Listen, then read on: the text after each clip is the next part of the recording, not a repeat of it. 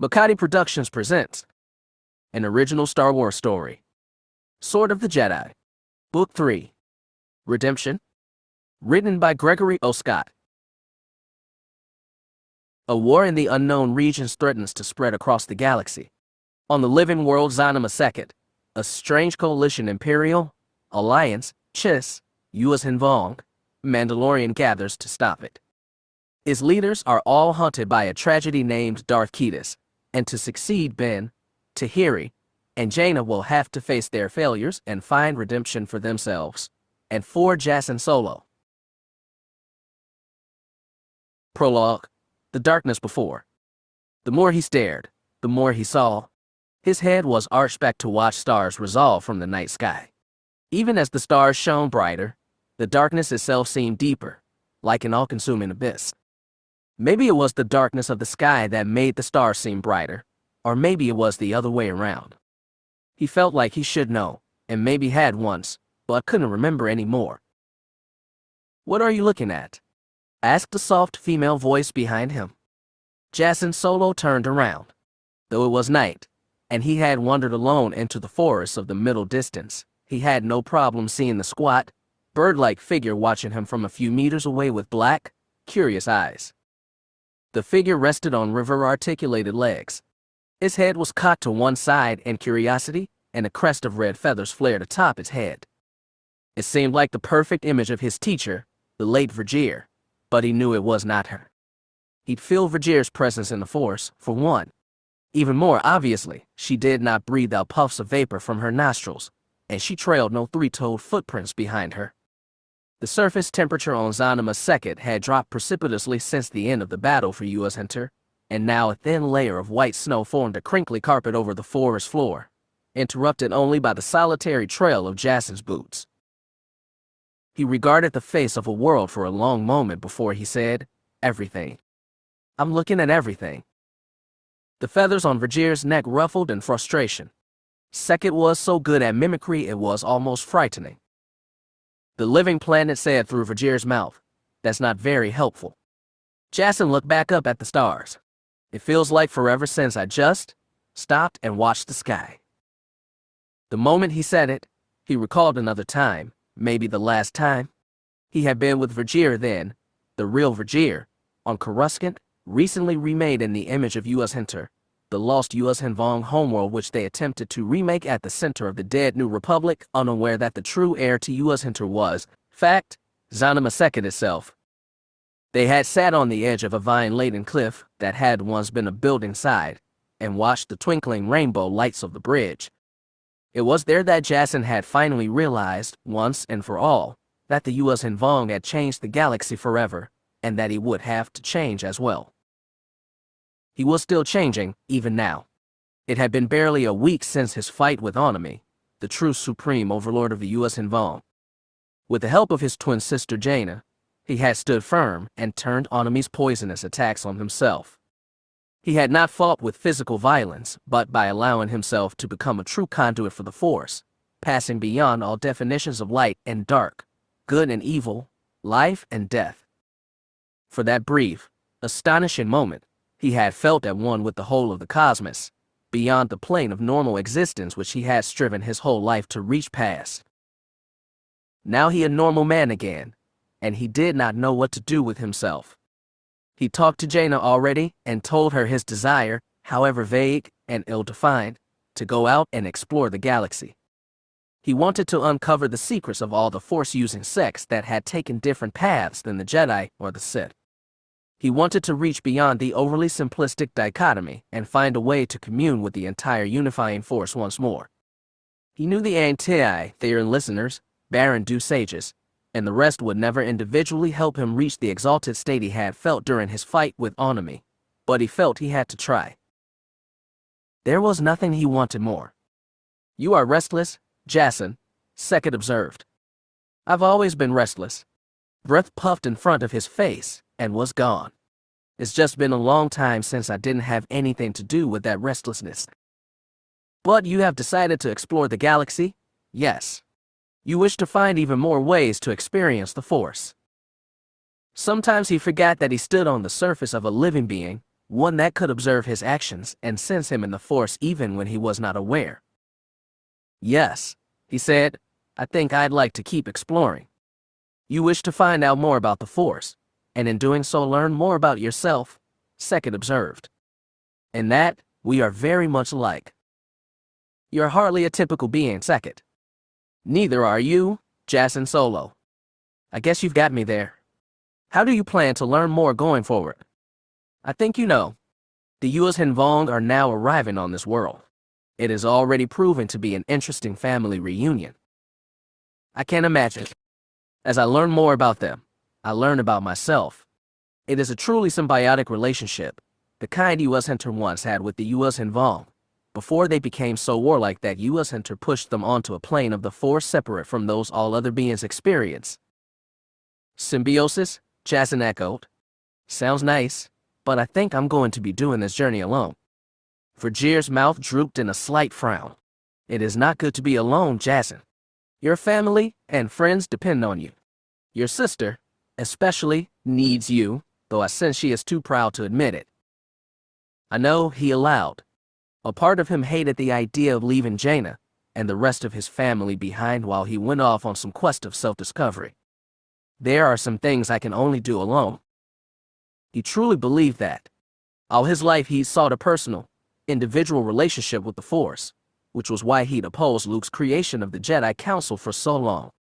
The idea of the Jedi acting as nothing more than glorified political arbiters was still repulsive to him. The Force was so much more than that. "You may be right." Vergier seemed distracted. Her head tilted toward the stars for a moment, then back at Jason. Sekit asked, "When I was born as a conscious entity, I was alone. I was afraid and confused. I had just been attacked for the first time by the beings I now know as the Yuuzhan Vong. My children had bombed me and destroyed the home of the Magister, Lior Hal. It was the pain and trauma of his death that woke me from a very long slumber. No lesson is truly learned until it has been purchased with pain," Jason muttered. It was something the real Vergier had told him, and he told her that he hoped to find another way. Even after his fight with Onami, he wasn't sure if he had, but he was determined to keep trying. "To this day that event keeps a lasting power over me," Sekit admitted. "I've come to view the place where Lior Hal died as a birthing chamber, and I feel stronger there than anywhere else." "You're a living world. Doesn't your presence extend to everything on the planet?" "It does," Sekit admitted.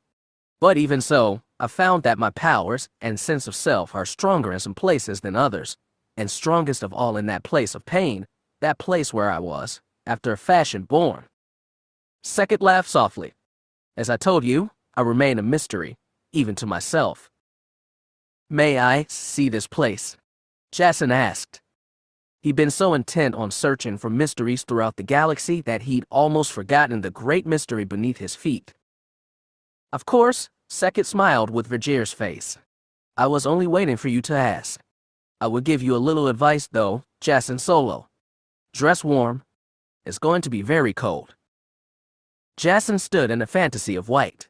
The morning light shone through a filter of pale clouds, and the mountain slope on which he stood was coated with thick snow. Even now, flakes lazily drifted through the air. The atmosphere on the mountain top was thin and cold, and Jason was dressed in an insulated suit with a fur-lined hood and a breathing mask attached to his mouth and nose. Even with nearly all his body covered, the icy wind still stung his eyes and the bridge of his nose. Yet Sekit had told him to come here, so he had no choice. He left behind the small organic second flyer he had taken to the mountain and began walking up the slope, as the living world had instructed. He kept his head down against the wind and looked before taking every step forward. It took so much effort to keep his footing on the snowy, rocky slope that he entirely failed to look at what was further ahead of him. Still, he felt it when he reached his destination. He picked his head up and saw something rising up out of the snow-laden mountainside. It appeared to be pillars, and perhaps the remnants of a wall. He climbed further up the slope to examine the ruins more thoroughly. They remained draped in snow, but he could tell when his feet moved off the rough scree of the mountain and onto the flat surface of what had once been the floor of a house. As he examined the ruins, he spotted a cave burrowing into the mountainside. Eager to get out of the biting wind, he stepped inside and turned on the glory he'd brought with him. The interior walls of the cave were smooth and angular. Surely, someone had carved this room as part of the building whose ruins lay strewn in the snow outside. He felt a presence. His body stiffened. It didn't have to speak. Jason knew when it was there. He turned to see Vergier's form crouched in the mouth of the cave. "You're not cold?" Jason asked. "All of me is cold," the living world said. "I am too far from Coruscant's primary. However, it does not hinder me the same way it does for you humans." "Us humans?" Jason shook his head. "So weak, huh?" "No. Some of you are quite resilient." "Enough with the flattery, second." Jason hugged his arms around himself. "Can you tell me what I'm supposed to do here before I freeze to death?" "You are the one who asked to come here, are you not?" "Yeah, but you wanted me to come here. So what's the deal?" Vergier's nostrils snorted breathlessly. "You humans so impatient." "Well, some of us are freezing to death. Can you at least give me a hint as to why I dragged myself up here?" Not even the real Vergier was this obtuse. Obtuse. Vergier's head shook. "No matter. You are here, Jaina Solo, because I want you to try something for me." "Such as?" Vergier extended one feathery arm as if to shake. "Take my hand, please."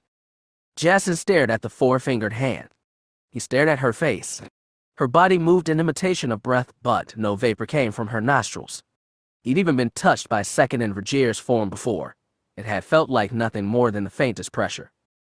He knew he could walk straight through the Vergier simulacrum if he wished. The living world could manifest images in the minds of its people but could still not take physical form. "Please?" Second said. Jason shrugged, reached out. His fingers wrapped around Vergier's hand and held on tight. He stared in shock. A slight, ambiguous smile appeared, so like the ones Vergier used to sport. He gave the hand a slight pull and tugged Vergier's body forward half a step. I don't understand," Jason muttered, afraid to release his grip on the arm of Vergier, or second, or whatever was in the cave with him. "It is all right, Jason." The smile remained on Vergier's face. "I have found that in this place, this cave where my existence was purchased with the pain of Leora Hall's death, I can come closer to touching the unifying force, and perhaps discovering the secret that lies in the darkness before my awakening. But what am I holding? This world contains all the building blocks of life, Jaina Solo. Carbon, hydrogen, nitrogen. All I have to do is draw on them, arrange them in the patterns, and bind them together with the Force. In this way I hope I can speak directly to my children instead of using Magister Jabbeth as a vessel." "You're building yourself a body. What is it you? I mean, it's not Vergier herself, is it?" Jason stared at that face, that ambiguous smile. Suddenly something began to change.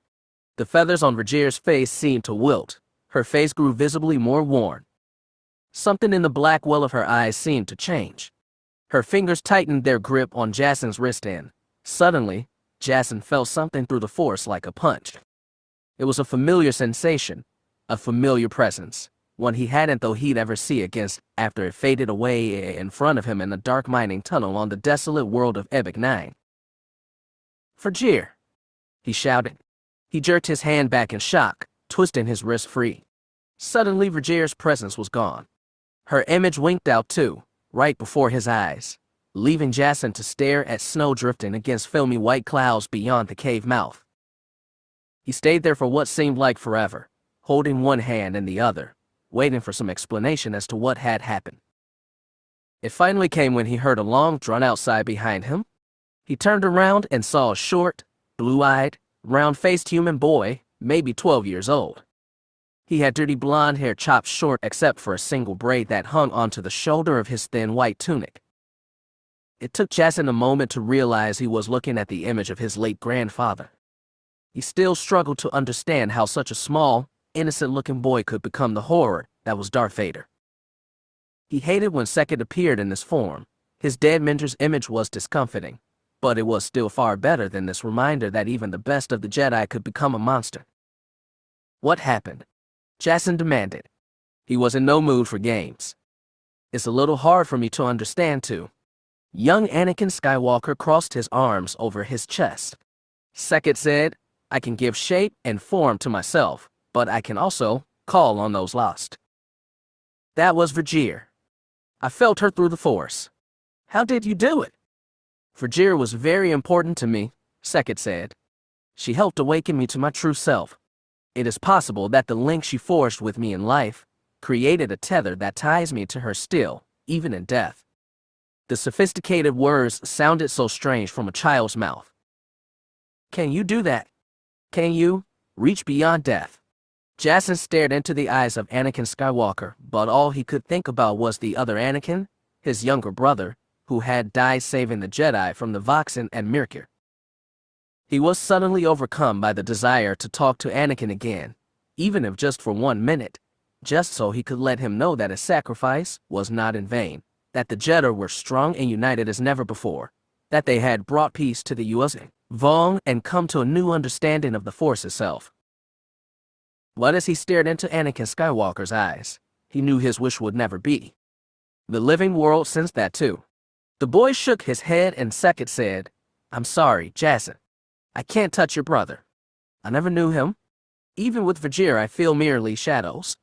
Intimations. I am still learning these abilities myself. I understand, Jason said, though in truth whatever self-discovery Sekit was going through had staggering implications. It could further alter the Jedi's already changing understanding of the nature of the Force. He wondered if, somehow, the living world was not also drawing on the same wellspring of cosmic power that he had used to defeat Onami.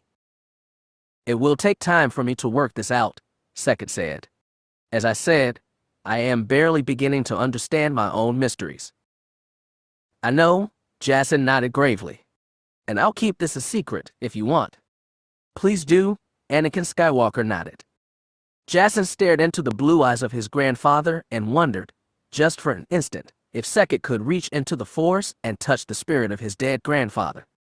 Jason's uncle Luke, as well as his mother Leia, had claimed to speak with the ghost of Anakin Skywalker shortly after Darth Vader's death.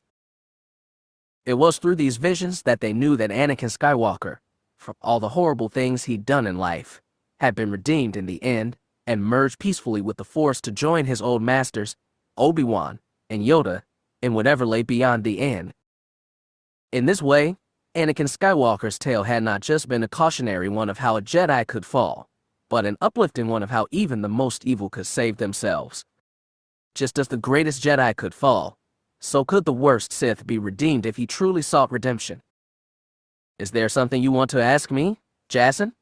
Asked the young, innocent face of Darth Vader. No. Jason shook his head. I understand you'll need time to develop this skill. I'll give you that time. But I'd like to come back someday and see what you've discovered. And I would like to see what you discover, Jason. It's a deal then. Jason did his best to grin despite the discomfort he felt. It is. Anakin Skywalker adopted a smile that was almost Vergir-like in its playful ambiguity. Until then, his grandfather's image faded away before Jason's eyes, leaving him alone in the dark cave. He hugged himself, gathering heat to his body and pondering new mysteries. The possibilities were tantalizing, frightening, and exciting, he but knew there was nothing he could do about them now. Jason gave the cave one last look around, saw nothing of interest, and went out into the snow. Part 1. The Sun. A long time ago. Ben Skywalker stands in his cousin's apartment. The sun is going down over Galactic City and the towers of Coruscant's skyline, each one a unique and artful thrust toward invisible stars, light up one by one against a backdrop of ever-deepening reds and violets. Sunset in Galactic City is beautiful, but Ben barely notices. He stands in front of Jason's dining table, double-checking the items he's crammed into his bag. Jason told him to pack light, but also to pack everything that could conceivably help them on their mission. So now, as the sun goes down and the lights come up, he deliberates over each and every item. He knows this mission will be dangerous and he wants to be totally prepared. Just as importantly, He does not want to let his cousin down. The door to Jacen's bedroom opens and his cousin walks out. Jacen is dressed in a plain dark brown jacket and trousers. His lightsaber dangles from his belt, the only outward sign that he is a Jedi. Jacen hardly ever wears Jedi robes like Jaina or his parents, and when he's hanging around Jacen, neither does Ben. And that suits Ben perfectly fine, because he doesn't like Jedi robes. He doesn't like the lingering looks he gets from passersby, that mix of awe and fear that separates him from ordinary beings. He doesn't like the Jedi Temple either, or the looks he gets from the people there, which are at once patronizing and reverent. When he's with Jacen, he's not the son of the most powerful Jedi alive. He's not afraid to draw on the Force like he was in his childhood, hiding out the U.S. Hinvong War on the Mall. Ben only feels like himself when he's with Jacen. "Well, Ben," Jacen asks, hands on his hips as he stands in the middle of his kitchen, "are you packed?" "I think so." Ben deliberately takes a step back from his bag, wordlessly inviting Jacen to examine it and make sure he didn't screw anything up. Jacen doesn't seem to notice the offer. "Well, that's good, because I've got everything I need packed too. We got an hour before our ship is set to leave, but I think it's good to be early, don't you?" Ben nods. Jacen trusts him to take care of himself, and that means more than he can say. He reaches forward and closes the bag tight. Jacen ducks back into his room and comes out against with the satchel slung over his shoulder. Ben takes his bag and does the same, though at 13 his bag looks and feels a lot bigger than Jacen's. For a second it threatens to tip him over. "You okay, Ben?" Jacen asks, a slight smile on his face. "I'm good." Ben nods. "I'm ready for anything." "Well, you should be." The smile doesn't leave. Adumar is a very strange planet with a very different culture. "Have you been there before?" Jacen shakes his head. "No, but I've read all the material from Alliance Intelligence." "Just like you have, I assume?" "Of course." In truth, the datapad with all the info on Adumar is crammed into his pack. He's been saving it for the long trip there. Jacen probably senses his lie, but he doesn't seem to care. "Good. That means you know the Adumari pride themselves on their fighting skills. They also have a strong sense of honor, which means their honor is going to be really offended when we bust the illegal missile manufacturing operation they've got going. Which means we could have to fight our way out." Ben feels a little dry in the mouth. This won't be his first combat mission with Jacen, but it still makes him feel uneasy. "I'm kind of counting on it." The smile is gone from Jacen's face now. Very seriously, he takes a step closer and lays a hand on Ben's shoulder. "You should be careful. I don't want to have to tell your mom and dad I let you get hurt on my watch." Ben can feel Jacen's concern flowing through the Force. He says, "Don't worry, Jacen. I know you've got my back." His cousin pats him on the shoulder. "Just as long as you've got mine." Ben smiles. He can't help it.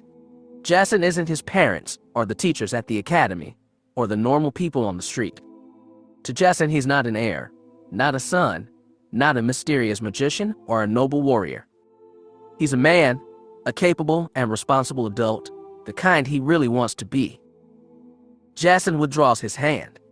"Okay, Ben, let's get going." Adumar waits. Jacen turns to go.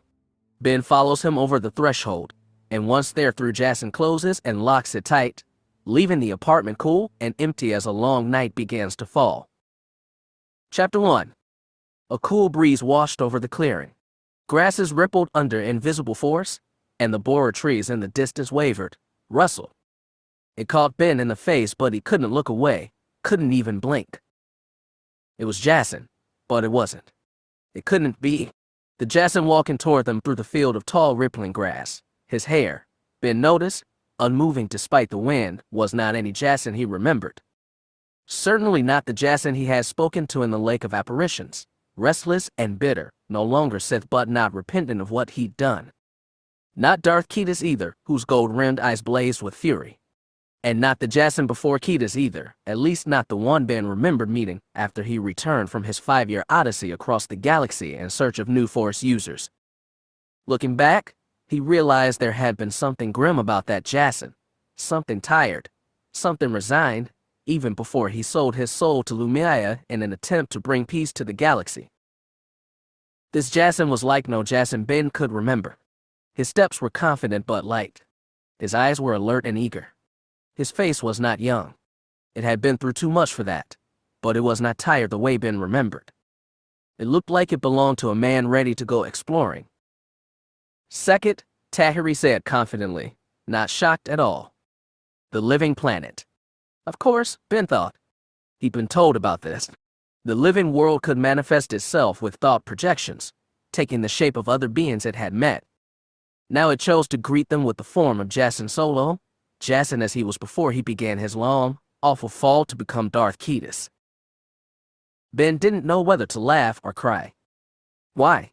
He heard Jaina rasp. She wasn't laughing or crying. She was angry. Why him? Sekit stopped a few meters away from them. Jason's eyes blinked once, twice. His voice said, "I'm sorry. I thought you would appreciate a familiar face." "Please," said Tahiri more steadily, "we would appreciate someone else." "Very well," Sekit said. And then Jason was gone, and a U.S. Hanvong woman stood before them. She was tall and thin, her face marked by tattoos but no scars. She wore the tall, tentacle-topped headdress of a member of their Shaper case. She appeared without Ben's even blinking. Jason was there one moment, this U.S. Hanvong scientist, also dead. The next. "Is this better?" the planet asked. "That one's all right," Tahiri said. She looked at Ben, then at Jaina, whose hands were still clenched in white fists at her side.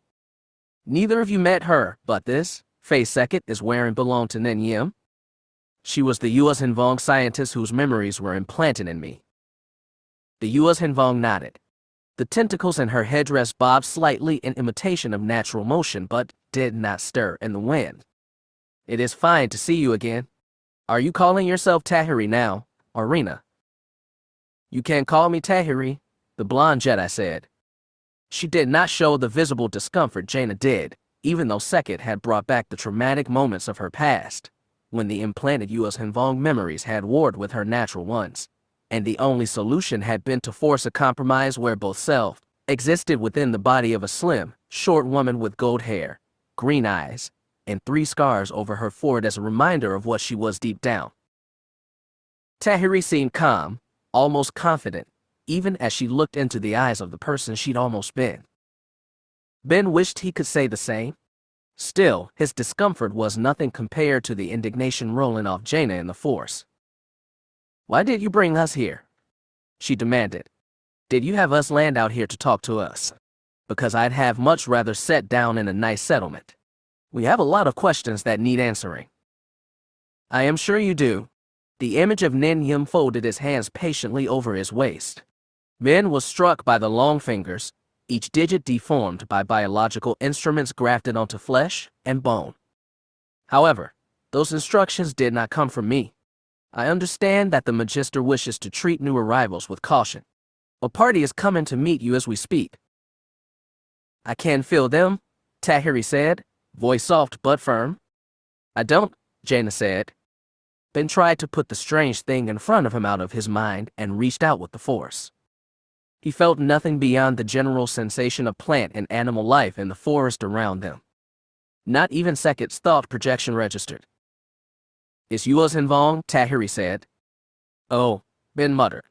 He'd almost forgotten, but Tahiri's experience with the U.S. Hanvong, her captivity, and alteration surgeries, had left her with the ability to sense other U.S. Hanvong and Vong-formed life via a faint sense of telepathy, less like the Force and more like the thought signal used by their Yamask war machines to communicate.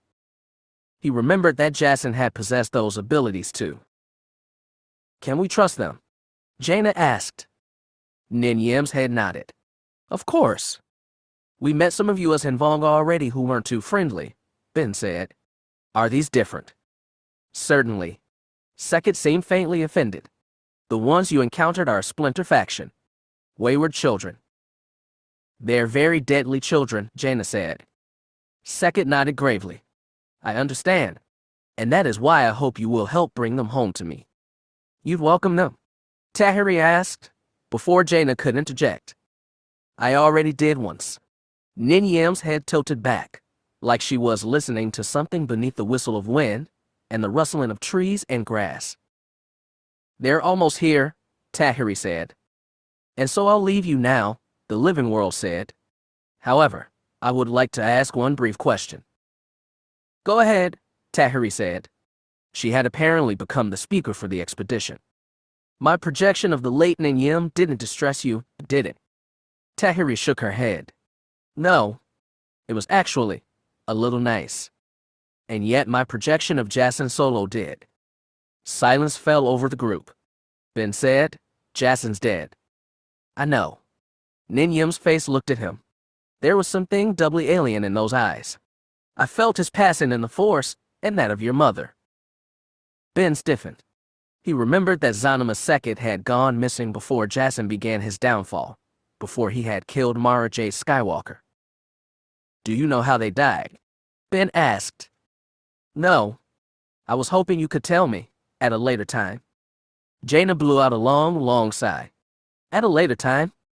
The living world seemed to sense the darkness lingering over them. It nodded and said, I look forward to it. And then it was gone. Ben, Jaina, and Tahiri stood in the middle of the field, cold wind whipping tall grass around their waists, and none of them could think of anything to say.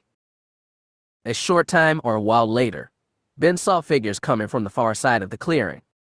They were approaching rapidly, and he realized that they were not just humanoid Yuuzhan Vong, as he'd been expecting, but Yuuzhan Vong mounted atop something else. He sensed Jaina and even Tahiri tense. He unclipped his lightsaber from his belt but did not ignite, not yet. As they got closer, he realized they were riding 3 bipedal animals. They powered forward on 2 thick, bird-like legs that supported a fat, scaled body with a long tail and flat reptilian head that ran parallel to the grass. 2 Yuuzhan Vong rode atop each creature. They moved fast, and had the Jedi surrounded before they could do anything to defend themselves. For a long, long moment, the 3 creatures eyed the Jedi hungrily, while the Yuuzhan Vong looked down impassively. Their faces bore the elaborate tattoos Ben had come to expect from the Yuuzhan Vong, but none of their faces bore the elaborate deformations and implants he'd seen in holos. Some had scarring, yes, but it seemed faint and artfully covered by the tattoos. Each of them seemed to have an amphistaff curled around his waist, and Ben certainly recognized those snake-like, armored, living weapons from the holos. Tahiri broke the tense silence. Very O'Shea? Is that you? A Yuuzhan Vong sitting on the creature directly in front of them leaned in close. He wore white face paint to go with his black tattoos, and Ben thought he saw signs of some elaborate scarring beneath the chalky color. He had no idea how to guess Yuuzhan Vong ages, but this one looked a little older than the rest. Toron Crash. Vilar P. Tal Voran Rena Quad. The Yuuzhan Vong asked. Ben picked out the name at least. Ketelmar Vorush Nayat. Tahiri said. The word sounded strange and harsh on her tongue, but she did not look angry, happy almost. The Yuuzhan Vong, very O'Shea apparently, made a weird sound that was someplace between a snort and a rattle. Ben realized that he must have been laughing. Kelash Morit Nayat, Rena Quad. Shay gave a come-forward gesture. His mouth had no lips, but he opened his teeth a little, apparently in some grotesque imitation of a human smile. Let's go, Tahiri said. You want us to get on those things? Ben gaped. The one Shay was riding was staring at him hard with a pair of black reptilian eyes, like it had found its next meal. The Nayat is harmless, Tahiri insisted. They can carry up to 3, so 1 on each. Where are they taking us? Jaina asked. She was eyeing the Nayat with the same suspicion Ben was. Tahiri looked at Very O'Shea and asked, Spal Creesh Veril Mach Forth. Wheelak. Cole Fleeth Morak Huth Magister Pellant. Did he just say Magister? Jaina asked. What's a Magister? Ben asked. Some kind of ruler. He didn't know why a planet with its own consciousness would need a ruler, but frankly he understood next to nothing about Zanima Sekhet, and some of the explanations he'd already gotten about it from Tahiri Jasin and his parents. Nobody else really did either.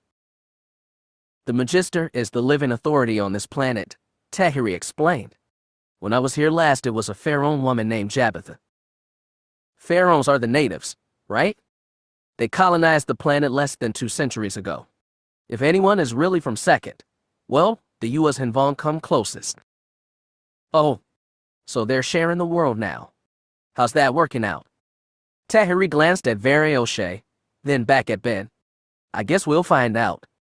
It didn't Ben long to decide that travel by night was not his preferred method. The beasts threw you about when they ran, they smelled like sour milk for some reason, and he still wasn't convinced his mount didn't want to eat him. One thing he was impressed by was the fact that the animals were able to nimbly navigate around the dense forest of borer trees, and Ben did not get a single branch of low-hanging, multicolored leaves in his face. It was as if the creatures, the forest itself, or both were somehow acting to keep him from accidental harm.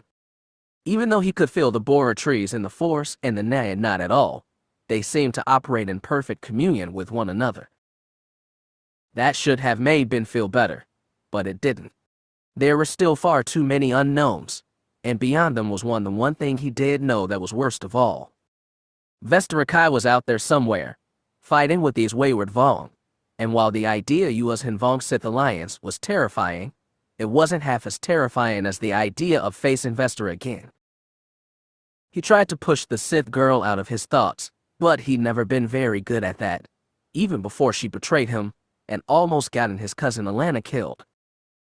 This time, at least he got the distraction of a terrifying night right across forest and plain, and their eventual arrival in a town nestled in a small valley. He'd seen pictures of cities on Zanima Second before, but now that he was actually in one, he was impressed by the graceful domes of the buildings, the way the organic huts and towers rose seamlessly out of the earth. He was impressed, too, with the mix of beings milling about the buildings. There seemed to be equal numbers U.S. Hinvong and blue-skinned beings he took to be pharaohs.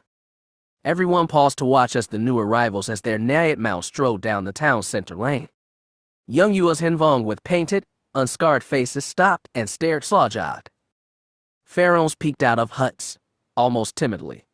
A blue-skinned woman held a child in her arms, and as Ben passed, the child held out one fat hand to wave.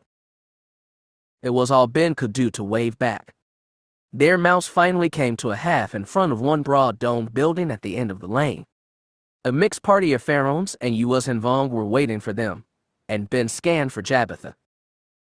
He didn't know what she looked like, but he was expecting some hunched, matronly old pharaoh. He didn't see any of those, but he was surprised to see a human woman on the young side of middle age, with curly blonde hair half tied at the back of her neck. She had her hands folded in front of her and a warm smile on her face. He dropped directly from the back of the naiad, using the force to cushion his fall. Tahiri and Jaina did the same, and his cousin went directly toward the blonde woman at the head of the group awaiting them. "Danny," Jaina exclaimed. "Are you?" A smile formed on the woman's face. "I'm the Magister here. It's been a very long time. It's good to see you, Jaina. And you, Tahiri?" "It's good to be back," the other blonde woman said. The pharaohs and U.S. Hinvong clustered around this Danny woman looked surprised as she and Jaina walked right up to their Magister and exchanged warm hugs. As Jaina stepped out of the embrace, she gestured back at Ben. "I think you two met a long time ago. Danny, this is my cousin Ben. Ben, this is Danny Kui. She was a scientist who helped us during the war." Jaina didn't say which war, and that put Ben off for a moment. For him, the war was the one that began with a mission to an illegal Adumari missile factory and ended with his mother dead and his cousin a fallen Sith Lord. But to Danny, and probably everyone else on Zanima Second from here on out, the war was the one he'd been born during. The shock of time visibly shook Danny. The Magister put a hand over her open mouth, and her eyes went wide. When she finally composed herself, she said, "Hello, Ben. I doubt you remember me." "Yeah," Ben scratched his head awkwardly. "It's been a while." "Yes, it has." Danny took her hand away from her mouth. She looked the group over and said, "You have no idea what it's like to see someone from my corner of the galaxy. I'd like to extend a warm welcome to all of you on Second's behalf."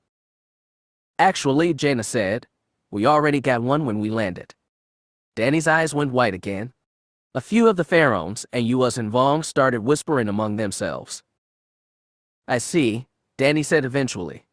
She clearly wanted to say more, but this was not the place. She gestured to the building behind her. Please, let's have a seat and talk privately. I'm sure we all have stories to tell. After a moment of visible reluctance, the crowd parted to allow them access to the structure's round black porthole.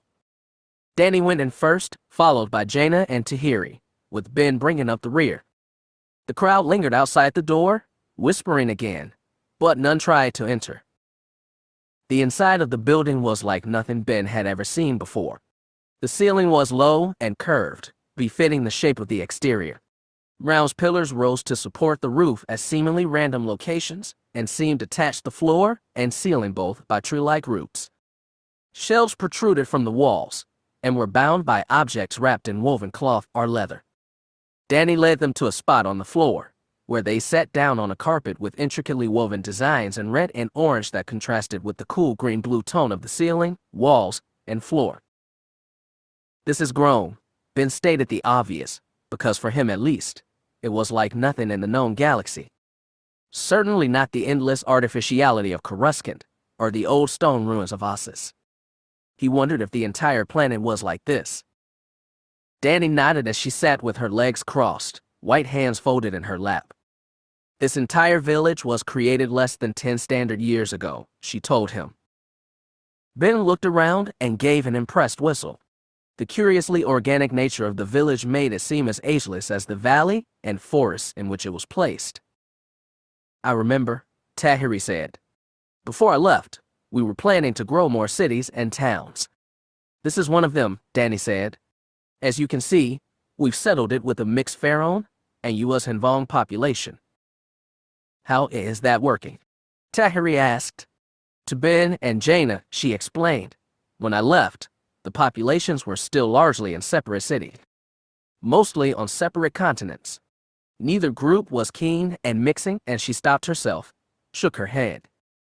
We can get to all that later. There's more important things, aren't there?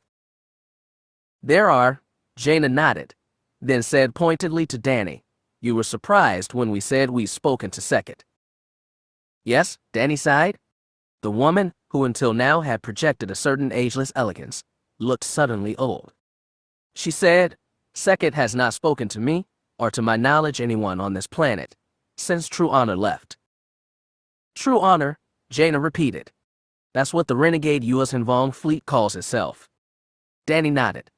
Have you had contact with them? A bit, yeah. But most of that contact has actually been with another renegade fleet. We've been fighting them too. There's a mixed Imperial Alliance fleet out there, trying to find Zanima Sekhet. Like yours, Danny said. Like ours, Jaina allowed, but they want to exterminate every last Yuuz and Vong in the galaxy, and I don't think they'll shed tears if Sekhet goes out with them. If anything, this world is probably their primary target. The True Honor faction always said it would happen, Danny said gravely. And the True Victory people or renegades said the Vong were going back on the warpath. Looks like they proved each other right. This True Victory fleet, is it led by the Bothans? The commander is a Bothan, but it has all types. There's a lot of people who still hold a grudge because of what happened in the war. I know, Danny said. I was one of them, at least in the beginning. But we're making progress. We've made great strides in reforming the priest caste and elevating the extolled. You clearly didn't pacify the warriors, Ben said. Danny could have taken it as a harsh rebuke, but the woman nodded in acceptance. They've always been the most difficult to work with. It was mostly them who started the True Honor movement. Where did they get a fleet? Tahiri asked. After the treaty, their warships were flown into Coruscant's sun. They take a lot of time and energy to grow too. I know it's been 10 years since I was here, but I don't remember any warships being made then. The ships True Honor uses are not newly grown, Danny said. The circumstances are still unclear to us, but it seems they were ships abandoned by Yuuz and Vong coming to Zanima and left in other systems throughout the galaxy. Someone gathered, repaired, and readied them for combat. Why weren't they destroyed? Ben asked. It's a big galaxy, Tahiri said. And it was a huge war. There's still abandoned ships from the Empire or the Clone Wars that are being found.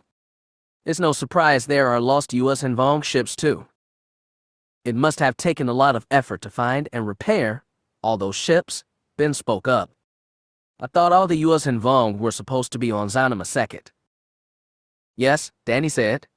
They should have been. As I said, it's still something we don't fully understand. So let's win things back, Jaina said. This True Honor movement, when did it leave Zanima Second? Danny thought a moment. About 3 months ago. As I said, I haven't heard from Second since then. I have been worried. To Ben, she looked more than worried. She looked like a woman trying very hard to cover deep, almost spiritual doubts about everything she'd been doing with her life, and he felt sorry for her. Instead of prying in this direction with a woman he barely knew, Ben asked, why did Zanima Second leave his old location 5 years ago? What happened? Danny swallowed. There was an incident. Zanima was attacked by some beings. Nothing we were familiar with. Can you describe them? Jaina asked. I can try. They used strange, crystal-like ships, and they attacked in swarms. They dove into our atmosphere and hit our towns and villages. Many died. They don't sound familiar, Tahiri said. How did you defeat them? Ben asked. He'd heard that Second had terrible defensive power, enough to wipe out an entire fleet if it so chose. We didn't, Danny said. Rather than fight and destroy them, Second elected to jump to hyperspace. However, the jump and the attack left us gravely damaged. All our long-range communication systems were down. Navigation was also wrecked. The previous Magister, Jabbatha, was killed, as was the warrior's leader Nose Choka. It must have been horrible, Tahiri said. Ben imagined scenes of devastation were playing with particular vividness in her mind. It was, Danny nodded. Worse than the physical damage was the spiritual damage. Many U.S. and Vong felt betrayed by Second in the new teachings we tried to introduce. So they formed True Honor, Jaina said. The movement existed before, but it grew greatly after the disaster, Danny nodded. Nose Choka was a moderating influence on the warriors, and losing him hurt a lot. It created an opening for more extreme voices, especially from members of Domain Law. Even those who weren't tempted to return to the old ways were very worried. We waited for some alliance team to come and find us. And we kept waiting, year after year. Nobody came. Some of us felt betrayed. She tried to keep the bitterness from her voice, but it was radiating off of her through the Force. Ben could only imagine what it had been like for a human to be cut off from her own kind, left to guide an alien civilization without anyone to depend on. He barely knew Danny Kui, but his heart went out to her. As if to shirk off Ben's pity, Danny said, I'm sure we weren't easy to find. And I'm sure things have happened that kept you from finding us until now. You could say that again, Ben thought, but he didn't say anything. He didn't know where to begin. Have you heard anything about the Alliance? Jaina asked cautiously. Anything at all? Danny shook her head and looked down. I only know that your brother Jason is dead. And your aunt too. She looked up at Ben. Second felt them pass in the Force. I'm so sorry. Ben's throat tightened. Nobody spoke. Cautiously, Danny asked, can you explain what happened? Jaina shook her head. We can talk about it later. What matters now is that Uncle Luke sent us to save you and the U.S. and Vong. There's more to this than just renegades. The Sith are involved too. The Sith? Danny's jaw dropped. The Sith have returned. How? That's another long story, Jaina sighed. What we're dealing with now, well, we don't actually know much about these Sith. Master Skywalker encountered one a few years ago, and we've been trying to track them ever since. If True Honor had helped putting together a fleet, I bet it came from them. That's horrible. I had no idea things were that bad. Things could get a whole lot worse if we don't work together. We'd like to help you rebuild your engines, your navigation and transmitters, all of that. Can we bring more people down? When Danny looked hesitant, Jaina pressed, I remember the old rules. No warships. But we can bring down people, right? Danny nodded. I think that should be okay. Good. Jaina looked relieved, and Ben remembered that one of her Mando friends, if that was the word, was lying up in Celestial's hangar in a coma. She'd wanted to bring him down to see if Sekit could heal him. What about defense? Tahiri asked. If it were under attack by the Sith, would Sekit defend itself with force? Danny thought for a long time, but in the end all she could say was, I don't know. I'm sorry. I don't know. It's okay, Jaina said. We brought a lot of ships with us. They can help us defend. She didn't say that their flagship was badly damaged, and that they'd already lost 2 gunships and a Star Destroyer fighting the Renegade True Victory fleet. A fight against either True Honor or a rematch with True Victory could prove very costly, and Ben was quietly hoping the 2 Renegade fleets finished each other off. It would save him another encounter with Vestra too. That would be a relief, but he knew the universe wasn't that nice. If it's all right with you, Jaina told Danny, I'd like to talk to the fleet. Do you have any transmitters in this village? There is something, Danny said, and started to rise. Good. Jaina got to her feet, as did Ben and Tahiri. I'll call Jag and tell him to start sending down people. Jag. Danny's eyes lit with recognition. Do you mean Jagged fell? Yep, Jaina nodded. Commander of Task Force Trinity, as we call it. Also, my husband. Husband? Danny's mouth broke into a white smile, but tears welled in her eyes. She stepped forward and clasped Jaina's arm. Oh, I'm so glad. How long? Just a couple years, Jaina said, a little awkwardly. It took a while to sort things out. Oh, I'm so glad. Danny squeezed Jaina's arm hard. I'm glad there's something left worth celebrating. With visible reluctance, Jaina's hard face cracked its own smile. It looked tired but true. Yeah, I guess there is. Chapter 2. Sayal Antilles felt like she'd barely had time to breathe. It had been only a few hours since her sister Miri had appeared before her, resurrected, weeks after she'd resigned herself to the fact that her only sister was as lost to her as her fiancé Tiem, who died at Bamora 4 long years ago. Sayal had been unable to control all the feelings surging through her, and had ended up collapsed and sobbing on her bed in unspeakable joy. But she was still an officer of the Galactic Alliance Navy, captain of the flagship Starless, which was even now undergoing repairs as it orbited Zanima Sekit. The battle to rescue Miri and her commander Jagged fell had been a costly one. Starless herself had taken heavy damage, and 2 gunship escorts, Viridian and Cerulean, had been destroyed with all hands. Starless had taken some revenge by destroying one of their cruisers, but the fact remained that Task Force Trinity had been weakened and dangerous enemies lurked nearby that they were not prepared to face. Still, they had reached their destination, and Miri was back from the dead. Sayal had to keep a smile off her face as she went into the conference room to hear Commander Fell's briefing. Her first sight of Fell was immediately sobering. Her cousin wore the specially tailored uniform designed for his unique position, with an alliance shape, just black color, and imperial red blood stripes running down the flanks. That much hadn't changed. His face, however, was pale and gaunt, and a black eye patch clung to a strap over his left eye. The flesh on that side of his face seemed pink and tender. One of his hands was wrapped in back to patches, and his other arm swelled with more patches concealed by the cuff of his uniform. When Sayal walked into the room, he nodded to her but didn't say a thing. She went straight for her seat and was embarrassed to find that she was the last one at the conference table.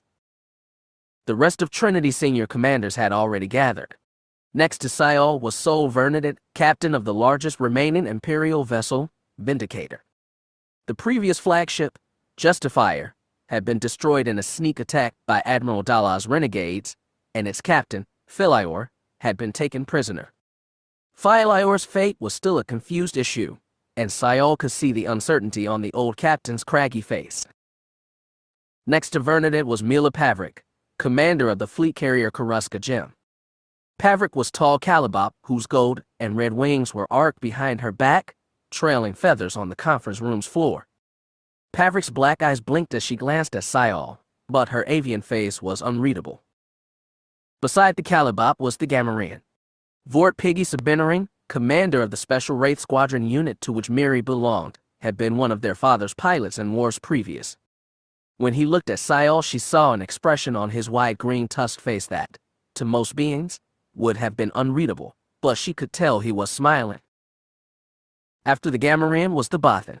Trask Kreffy had been the most famous admiral of the U.S. Hanvong War, but political embarrassments and his siding with the Separatists during the recent Civil War had turned him into an odd figure, not Elias yet is most senior officer here.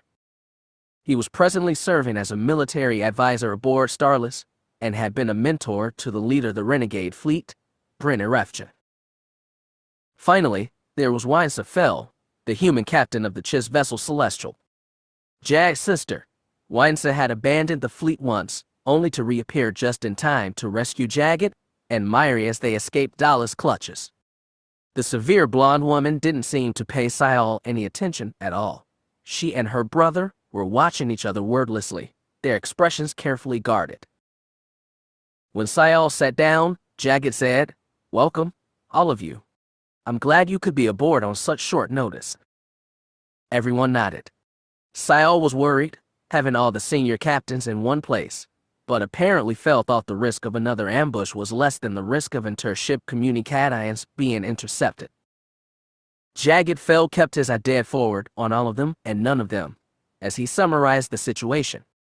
He reported that the task force's 3 Jedi had gone to the surface of Zanima Second and made contact. The planet was allowing unarmed ships only to land. Fell gave a brief account of what had happened, and the equipment and supervision Zanima Second needed to repair its important infrastructure. Recovery teams would be prioritized during the first round of landings. When he opened to questions, Pavrick raised a wing. She said, "I assume most of the recovery crews will come from Starless. Should I keep my starfighters flying patrol?" "Please," Jagged nodded. "I'd also like to keep a recon flight in the air.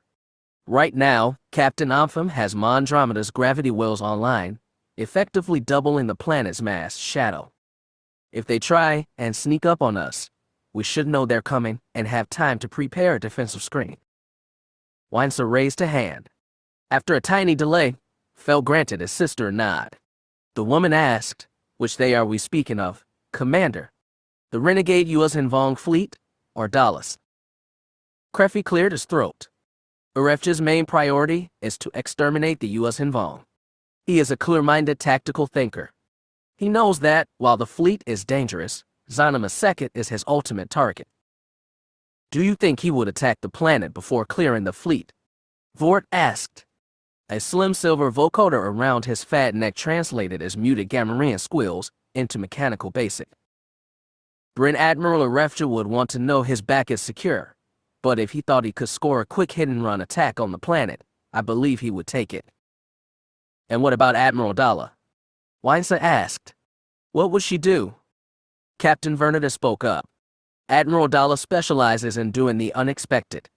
We should remain vigilant." "That's why we're on the lookout for an attack," Jagged Fell reminded them all. "The question is whether we are ready for a real fight. Captain Antilles, how are repairs on Starless coming along?" "They're proceeding apace." Syal had talked to the repair crews on her comlink as she hurried to the meeting. "We suffered decompressions and fires on several decks and lost a total of 18 crew. However, Starless was designed with backups in case of damage. Shields and weapons are at 90% normal capacity if it comes to a fight." "Good." Fell glanced at his sister. "In what condition is Celestial?" 100%, Wynsa said. Syal couldn't tell if she was bragging. "Our preparedness may not matter," Pavrick said bluntly. "We're not sitting over an ordinary planet. If we're attacked, either by the Vong or the Renegades, what will Second do?" It was the billion-credit question. All eyes went to Jagged Fell. The man shirked their gaze and said, "Jaina is trying to ascertain that now. According to her, the planet did not fight when it was attacked 5 years ago. We're not sure if the situation has changed." "You mentioned they were with the Magister," Kreffy said. "The Magister is an organizational figure. What about the planet itself? I've heard they can speak with it directly. So I've been told. Jagged nodded. According to Jaina, they talked briefly with the planet. Hopefully they will do so again soon. From his tone, it was clear he didn't have the answers to their questions. Pavrik pressed. According to reports, the planet has been a potent offensive weapon in the past. It might be reluctant to attack U.S. involved ships, since those are its children, after a fashion. But what about non-Vong ships? If Dala and Erefja attack, will it defend? And if it doesn't care about killing them, will it care if we get in the way? I don't know, Fel said, betraying his frustration. As I said, Jaina is on the ground now. Hopefully she can establish better communications and discern the planet's intent. Creffy said, we had to trust to that planet during the battle to retake Coruscant. I admit I was skeptical, but it came through for us in the end. Do you trust it now? Weinsa asked. It was clear from her tone that she did not. Creffy thought for a moment, then nodded. I do. And frankly, our forces are depleted. If we are attacked, we may have to depend on Seket's help. Vernadette sighed. There are too many unknowns for my liking. And mine? Weinsa looked at her brother. Their eyes locked, and Syal thought some tension sparked between them. It was, surprisingly, Weinsa who looked away, as though she was ashamed. Jagged turned his attention to the other captains. I want to begin landing ships within the hour. Captain Vernadette, you're free to send one team of Imperial scientists down to the planet. The old captain nodded thanks. And what of the Chiss? Weinsa asked cautiously. Are we allowed to land? Jagged regarded his sister carefully. Syal felt a pity for them both. The gulf between her and Miri had been wide for most of their lives. The gulf between the Fel siblings, thanks to Jag's full decade of exile from Chiss society, was unimaginably bigger. I believe you have a patient in your infirmary who wishes to come down to the planet, he said. You may send 2 medical officers to accompany him. They'll be screened upon arrival. Weinsa nodded wordlessly. All right, Fel said. Captains, you may return to your ships. I'd like the personnel from Starless to stay on for further briefing. It took less than a minute for Weinsa, Vernadette, and Pavrik to file out, leaving Syal, Vort, and Creffy to discuss issues with Jagged. They spent another 10 minutes discussing deployment to the planet, specifically which personnel and equipment to send down. With that done, Fel dismissed them. He looks awful, Vort said as they walked down the hall. The poor man's been through hell in the space of a day, Creffy said. I hope he gets some rest, though I doubt he will. We could all use it, Syal said, feeling suddenly tired. She tried to remember the last time she'd had real sleep. It must have been 2 days ago, which was bad enough, but those 2 days had been full of deadly ambushes and desperate battles. 2 days felt like forever. Weariness overtook her suddenly. Her vision swam, and she stumbled forward. Vort reached out and grabbed her shoulder with a meaty hand, pulling her upright. Are you okay? He grunted. She could see the concern in his little bovine eyes. I just need some sleep. Syal brushed bronze hair out of her face. Badly? If you wish, Captain, I could oversee the deployment of the first shuttle. Syal shook her head. She was captain, he was just an advisor. It was her responsibility. Syal, Vort said, you need rest. We'll take care of it, Captain, Creffy said, and she was surprised to see fatherly concern in the Bothan's violet eyes. Okay, Syal exhaled. I'll hit the rack. 5 hours. But if anything happens, we'll rouse you from well-earned slumber, Vort said. Now go get your beauty sleep, Captain. It was, truth be told, easy to take their advice. It might not have been the mark of a proper captain, but her whole body was screaming for rest. So she shuffled down the hall, up the turbolift, down another hall, until she finally reached her quarters. She walked in to see 2 women sprawled over her bed, giggling. One had short hair streaked with silvers and pinks. The other was taller, with sandy blonde locks pulled up in a messy ponytail. They had a bottle open, and the air reeked of Churban brandy. Sis? Miri shot upright. Back so soon? Yes, Sayal sighed. And I'm very tired. The other woman froze like an EP in headlights. Then she flung her long legs off the bed, staggered, regained balance, and snapped a sloppy salute. Captain. Jasmine Tainer said. You have very nice quarters, Captain. Miri snickered and drank some more brandy. My quarters are boring, Sayal admitted. She started to unzip her uniform. So, any news? Miri asked, cross-legged on her sister's bed, brandy bottle between her hands.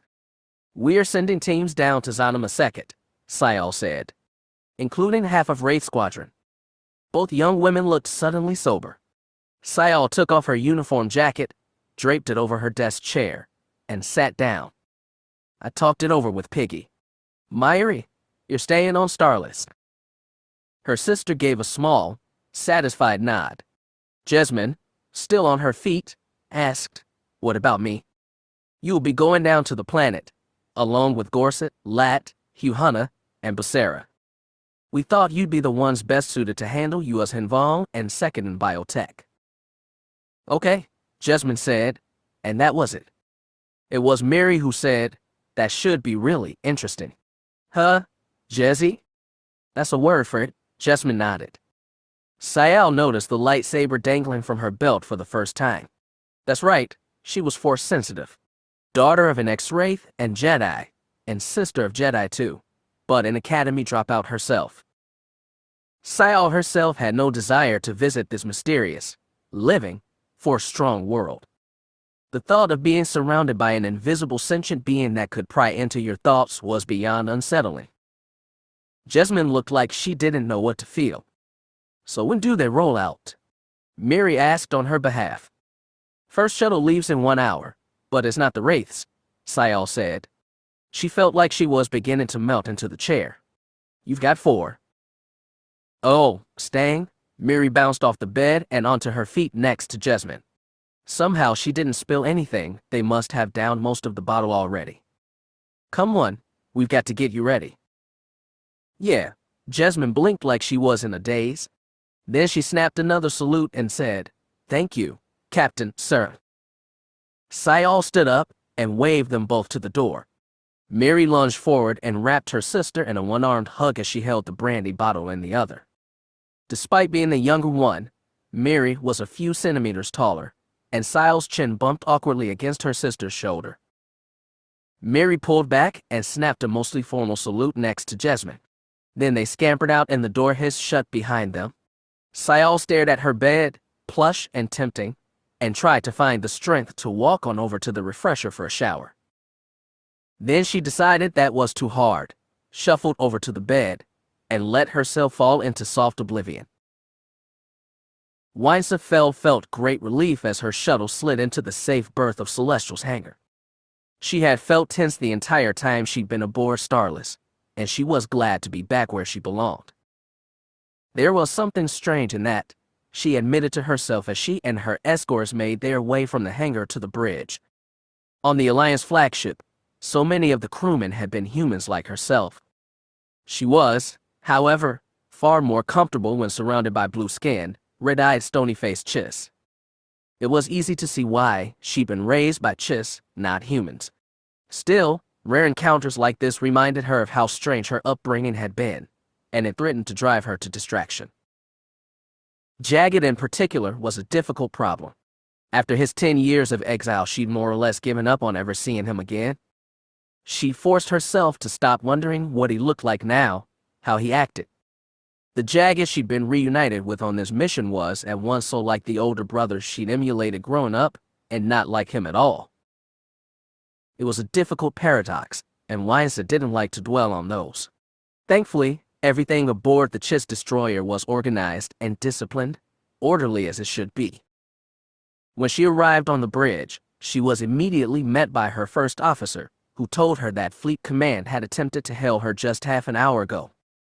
Weinsa had sent a message to Chilla informing them that they'd arrived at Zanima Second but had had no direct conversation with her superiors since then. She was glad to change that. Weinsa quickly gave instructions to ship the wounded Mandalorian down to the planet, and to send 2 medics with the order to glean as much information as they could and relay it back to Celestial. It wouldn't take long to tell whether Jagged's Jedi wife was telling them the truth about everything that was happening down on Zanima Second. Once that was accomplished, she excused herself to her personal chambers after the bridge and put in an encrypted return call to Chilla. As she waited for a reply, she wondered if her father had called her directly. The possible resurgence of the U.S. Hinvong threat had brought Suntir Fel out of retirement and back into the Ascendancy's complex military and political power structure. Perhaps inspired by his son's example, he started calling for more open engagement between the Chiss and the rest of the galaxy. Weinsa had been surprised at first and remained a little skeptical of her father's policies. She'd gained plenty of first-hand experience in the complicated mess of intergovernmental coalitions. To her slight disappointment, the face that sprung up on her holo projector was not her father's. She looked at a Chiss woman with blankly glowing eyes and long black hair framing either side of a thin face. Weinsa snapped a salute. "Commodore Fel reporting, Admiral." At ease, Krishankar Urado nodded. Her father had helped make sure that the Admiral, informally called by her core name Shankir, was overseeing this operation from Fleet Headquarters. She had gained plenty of first-hand experience fighting the U.S. Hinvong on the last war, when she'd flown her brother's wing on missions at Hapes and Borlius. Like Jagged and Weinsa, she had been raised and trained as part of Syndic Thrawn Urado's household phalanx, and like them had joined the Chiss expansionary defense fleet after Thrawn's Empire of the Hand largely merged with the mainline government. The fact that the combined houses had agreed to give Weinsa and Shankir command of such a critical mission showed how much influence the former Empire of the Hand and the Fel family had recently gained in Chiss politics. "Well," Shankir began, "I understand you have discovered Zanima Second. Congratulations." "Thank you, Admiral, though I admit it was Alliance operatives who traced the planet's location. Then we should be thankful for our allies. I understand you saved your brother, as well." "That is correct. And you've sent us a ship full of Mandalorians in desperate need of our bioengineering expertise." "I apologize for the imposition, Admiral. Commander Fel made the promise to them, in exchange for his rescue from the enemy. There was no time to consult with you. I had to make the call to honor his decision on the spot." Shankir tilted her head slightly. "There's no need to get defensive, Commodore. I'm glad they saved your brother. I remember him fondly. He is somewhat damaged from his captivity, but he should be all right. Admiral, have the Mandalorians arrived yet?" "Just before I called you," she nodded. "We have Fett and his people secure. Do you think you can develop a counter to the Nanavarans? That's for our scientists to determine. You and I have different priorities." "Of course, Admiral. What is your determination of the situation on the planet?" Shankir's voice grew serious. Weinsa thought a moment before replying. Before departing on Celestial to join the rest of Trinity Fleet, Shankir had given her the samples of Alpha Red and instructed her on the parameters for using the weapon. If they found Zanima Second had been overrun by U.S. Hinvong fanatics bent on more conquest, she was to use it. If the planet's living consciousness had become a threat to Chiss interests, she was to use it. If they encountered an enemy fleet that was too powerful for them to overtake with convention arms, she was to use it. Ultimately, though, whether they crossed into any of those situations had been left to Weinsa to determine. "The hostile fleet is a renegade," she began. "The U.S. Hinvong still on Zanima Second are peaceful. The world itself seems to present no threat." Shankir raised a black eyebrow. "Is this your first-hand estimation, or the Jedi's?" "I've sent one of our teams to the planet's surface. They corroborate everything the Jedi have said." It was hard to tell over the holo, but the Admiral looked a little relieved. "What about the hostile fleet?" "We've only skirmished with them briefly. Alliance and Imperial renegades have been causing more trouble." "Yes, I've read your reports. Thoroughly." After a pause, Weinsa said, "Admiral, we've lost several key capital ships already. Do you have a request, Commodore?" Weinsa knew better than to expect reinforcements from the houses, especially when they'd only been willing to send one destroyer on this mission, but she had to ask. It could mean the difference between life and death for her, her crew, and her brother. "You have our location," she said. "It seems Zanima Sek's hyperdrive core is currently down, so we won't be moving soon. If the CEDF is willing to send any assistance, it would be appreciated." Shankir made a thoughtful, humming sound. Sending more ships into a combat situation outside our territory could be considered an act of preemptive hostilities. Preemptive strikes were considered dishonorable for most Chiss. Lisa knew that. She also knew that, as a member of Mithronyaruato's clan, the Admiral was especially conscious about not taking an offensive posture, so as not to fall into disfavor and exile like the Grand Admiral had. "Sir," Weinsa said, "in rescuing my brother, Celestial had a direct engagement with the U.S. Hinvong frigate. Damage was dealt on both sides. We're still conducting repairs and tending to causalities." Shankir did not look moved. "I don't think that will be sufficient. Most of the CEDF leadership is proud of sitting out the last U.S. Hinvong war. If we stop the U.S. Hinvong here, at Zanima Sek, there won't be another one. We can make sure of that. I'm not unsympathetic to your point, Commodore. Believe me, Shankir paused, considered her words. I would feel personally responsible if anything happened to you. Or Jagged." It took Weinsa a moment to realize her jaw had dropped open. She snapped it shut and asked, "Will you at least relay this request to my father?" "I most definitely will. I suspect he'll be in his favor."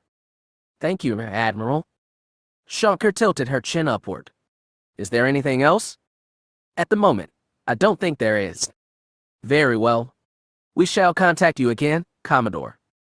"Yes, sir," Weinsa said, and snapped a salute. The holo winked to nothing, leaving her alone in her cabin. She stared at the dim projector, unmoving. The Admiral's admission of affection for her and Jagged had stunned her.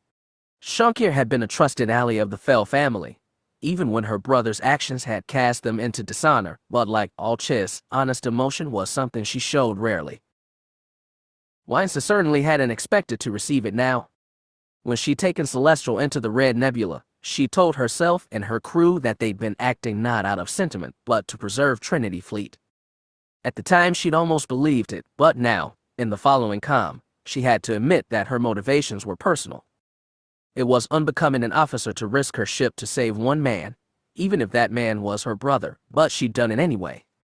She should have felt ashamed of that, confessed it to Shankir, maybe asked to be relieved of duty because she'd lost her objectivity. She should have felt ashamed, but she didn't. It was a strange place to be in. It caused her mind and heart to tug in different directions, and she hated it. Weinsa turned and stalked out of her cabin, determined to find another way to occupy her thoughts, something logical and straightforward. She was sure she'd find something. Chapter 3. There had always been an inside and an outside. Kataka to his family, the ones within it. Venku to those without. It had been easy to know who his friends were and who were Erudice, not enemies per se, but outsiders, and therefore potential enemies, never to be trusted. He had spent most of his life trying to forge the tighter bond between those inside. Those outside could fend for themselves, be they imps, Vong, Jedi, or Boba Fett. But even on the inside, things hadn't been right. He would never forget the look on Cal Scarrata's face any time the old Mando drill sergeant looked in his direction. Short, craggy, perpetually encased in battered gold chestplate and shoulder pads that made him look like a charging Ronto, Scarrata had been a father and grandfather to sprawling family of Mandalorian warriors. Muriel and Jang still reserved the word Boer solely for him. They all loved him, and he'd love them back. But when he looked at the child Kataka, you could see the pain inside, the pain that truly kept him from loving the child born of Jedi Knight and Clone Trooper. Calbabur had used the pain as a barrier, and young Venku had tried so hard to break through that shield, and know and love the man like the rest of his clan did. He didn't have that problem with the rest of them, and he couldn't understand what had turned Calbabur against him. It had caused him great pain as a child. Then, one day when he was still a child to the rest of the galaxy, but a young warrior to his Mandas, the ex-Jedi calling himself Jagged had taken Venku for a long walk through the woods outside homeworld. He'd explained everything. Venku had known that his parents were dead. He knew that his father was a clone. He could see his resemblance to Phi, Ordo, Jang, and the rest in the mirror. When he'd asked about his mother, the others had gone strangely evasive. Finally, Jagged took him out to tell him. When he learned that Tatooine had been a Jedi, young Venku's first thought had been, that makes sense. He'd already sensed there was something different about himself. He could sometimes sense the thoughts and feelings of the other boys and girls, and sometimes expected things before they happened. Jagged explained that his mother had been a Jedi, killed saving clones during Order 66. Then he explained that his father had been killed by a fellow clone, Niner, because he had exposed a secret operation to save fugitive Jedi and gotten brother clones killed. Venku's first response had been anger. Why did his father have to die to save a few Jedi? Why did he have to have Jedi powers? He spent his whole young life listening to other Mandas, Jagged included, bad-talk the Jedi as arrogant, self-righteous, manipulative religious nut jobs. He said as much to Jagged. He remembered the ex-Jedi saying as much. With far more gravity than a normal 10-year-old, gravity he carried with him for the rest of his life, he'd asked, "Why did you kill my father to save a bunch of Jedi?" Jagged, still with a smooth face and rich blonde hair then, had shaken his head and said, Darman didn't just turn against the Jedi. He turned against us. He was Darmanda. Darmanda, no longer Mando, detached forever from the culture that had birthed him. Venku still didn't know what bitter prophecy had forced Cal Skirata to give that name to his father of all the clones he'd trained. Maybe, deep down, Cal Babur had possessed a touch of the Force too. How he would have hated that. Smiling sadly, Jagged had reached into his kit and taken out 2 shiny metal cylinders. Venku knew what they were. Jagged himself wore one around his belt, and a few other Mandas went around with lightsabers as trophies. These were Tatooine's, he'd said, and now they're yours. Then he placed the weapons in the boy's small hands. They were cold and heavy, but he felt like he'd always know them. He remembered the feel of cold metal against his palms. He remembered the way light fell through the trees and the way the leaves had rustled, a long time ago. 50 long years gone. Venku opened his eyes and was surrounded by life. He was lying on the ground. Light fell through branches above him. They had shimmering rainbow leaves like nothing he had ever seen. He was out of his armor. A cold wind blew over his face and through his clothes. There were people around him. He made out Jagged first. Not the Jagged he'd just dreamed of, but the Jagged of more than a half-century later, face wrinkled and sagging, hair brittle and gray, eyes so very old. Next to him, another ancient, one with a messy beard and long braided hair to camouflage a weathered version of the face that had once been behind 5 million white helmets on 1,000 different worlds. Muriel Skirata.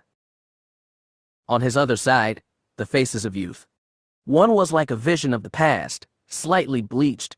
Gentry Skirata had the face of his grandfather Ordo, but his eyes and skin were lighter.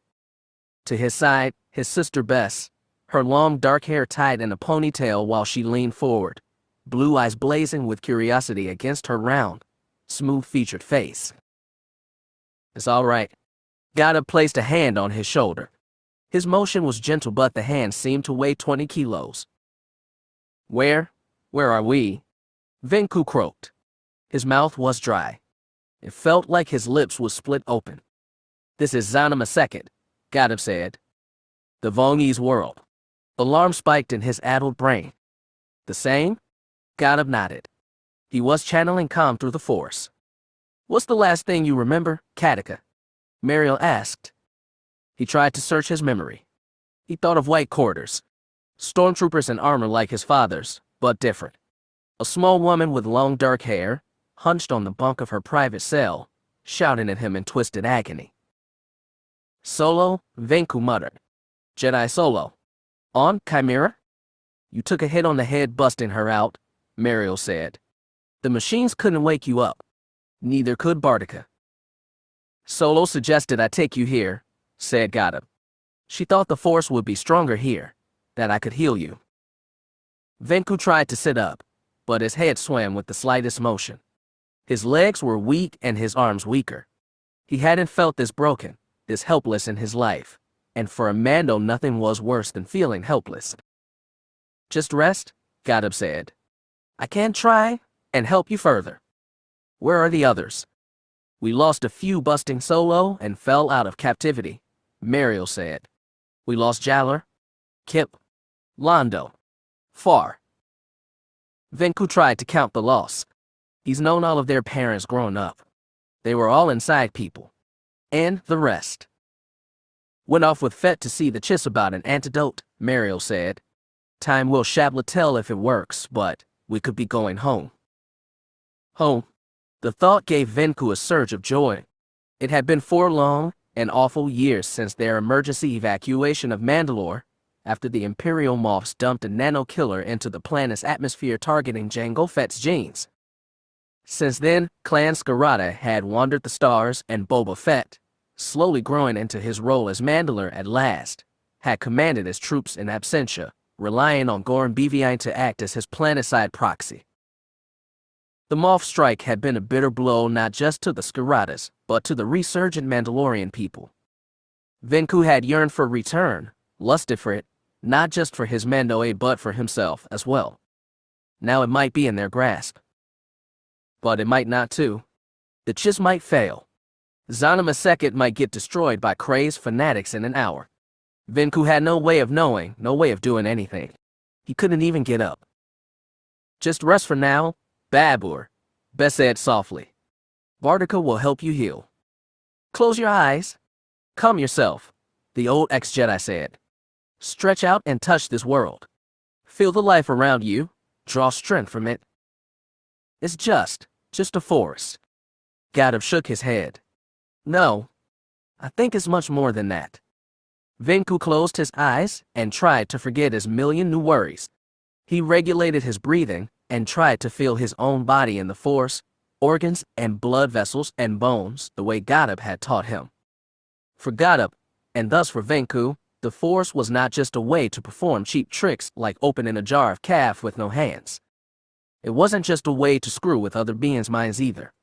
The force was an engineering tool you could use to examine and perfect the systems within you and without. Right now he was having trouble making sense of the mess inside him, so he turned his attention to his surroundings. Venku had always valued strict delineations, Mando versus Rudy Eyes, us versus them. He was never comfortable reaching toward a unifying force. Frankly, he'd never gotten much out of it when he tried. But because there was nothing else he could do, he tried now. He was surprised by what he found. He could sense so much life. Trees, moss, grass, weeds, insects, tiny mammals scampering through the brush, and bird flitting through the trees. He sensed the rawness of the nature, the kind he felt in the forest outside Kiramord. He sensed something more too. This was raw and natural, but it was not chaotic. It felt like the entire natural order of Zanima Sekhet, harsh and cruel as it often was, contained some deep inner equilibrium, some source of stability and purpose he could hardly fathom. Lost in himself and the mystery of Zanima Sekhet, Venku slipped outside time. He had no idea how much passed, an hour or a day. When he opened his eyes, the sun was slanting at a sharper angle through the trees. Gendry and Bess were gone. So were Mariel and Gadab. Sitting to one side, watching him with guarded curiosity, was a small woman in a green and brown camel jumpsuit, her dark hair tied at the back of her neck. A lightsaber dangled from her utility belt. Nice outfit, he grunted. Looks better than those fancy Jedi robes. More practical. Hi yourself, Jaina Solo said. I heard you woke up. Venku tried to sit up this time. He tried to shuffle his legs and didn't have the strength for it, but he managed to prop himself up on his elbows, giving him a better view of Jaina and the forest in which he lay. You're welcome, by the way, she said. Are you feeling okay? Very weak, Venku said. I was, hit in the head. You were in a coma. I thought Gadab might be able to heal you here. Looks like I was right. Thank you, he rasped. I'm surprised by this place. Are you? Jaina said curiously. What did you expect from Zanima Second? Nothing. I'd heard the stories, but I never believed them. It feels different in the Force, doesn't it? Different from a normal forest. Unified, somehow. I've heard this world has thoughts of its own. Yeah, you could say that. Have you contacted this planetary mind? Just a little, Jaina said guardedly. It's permitted some shuttles to come down, including the medical one that brought you here.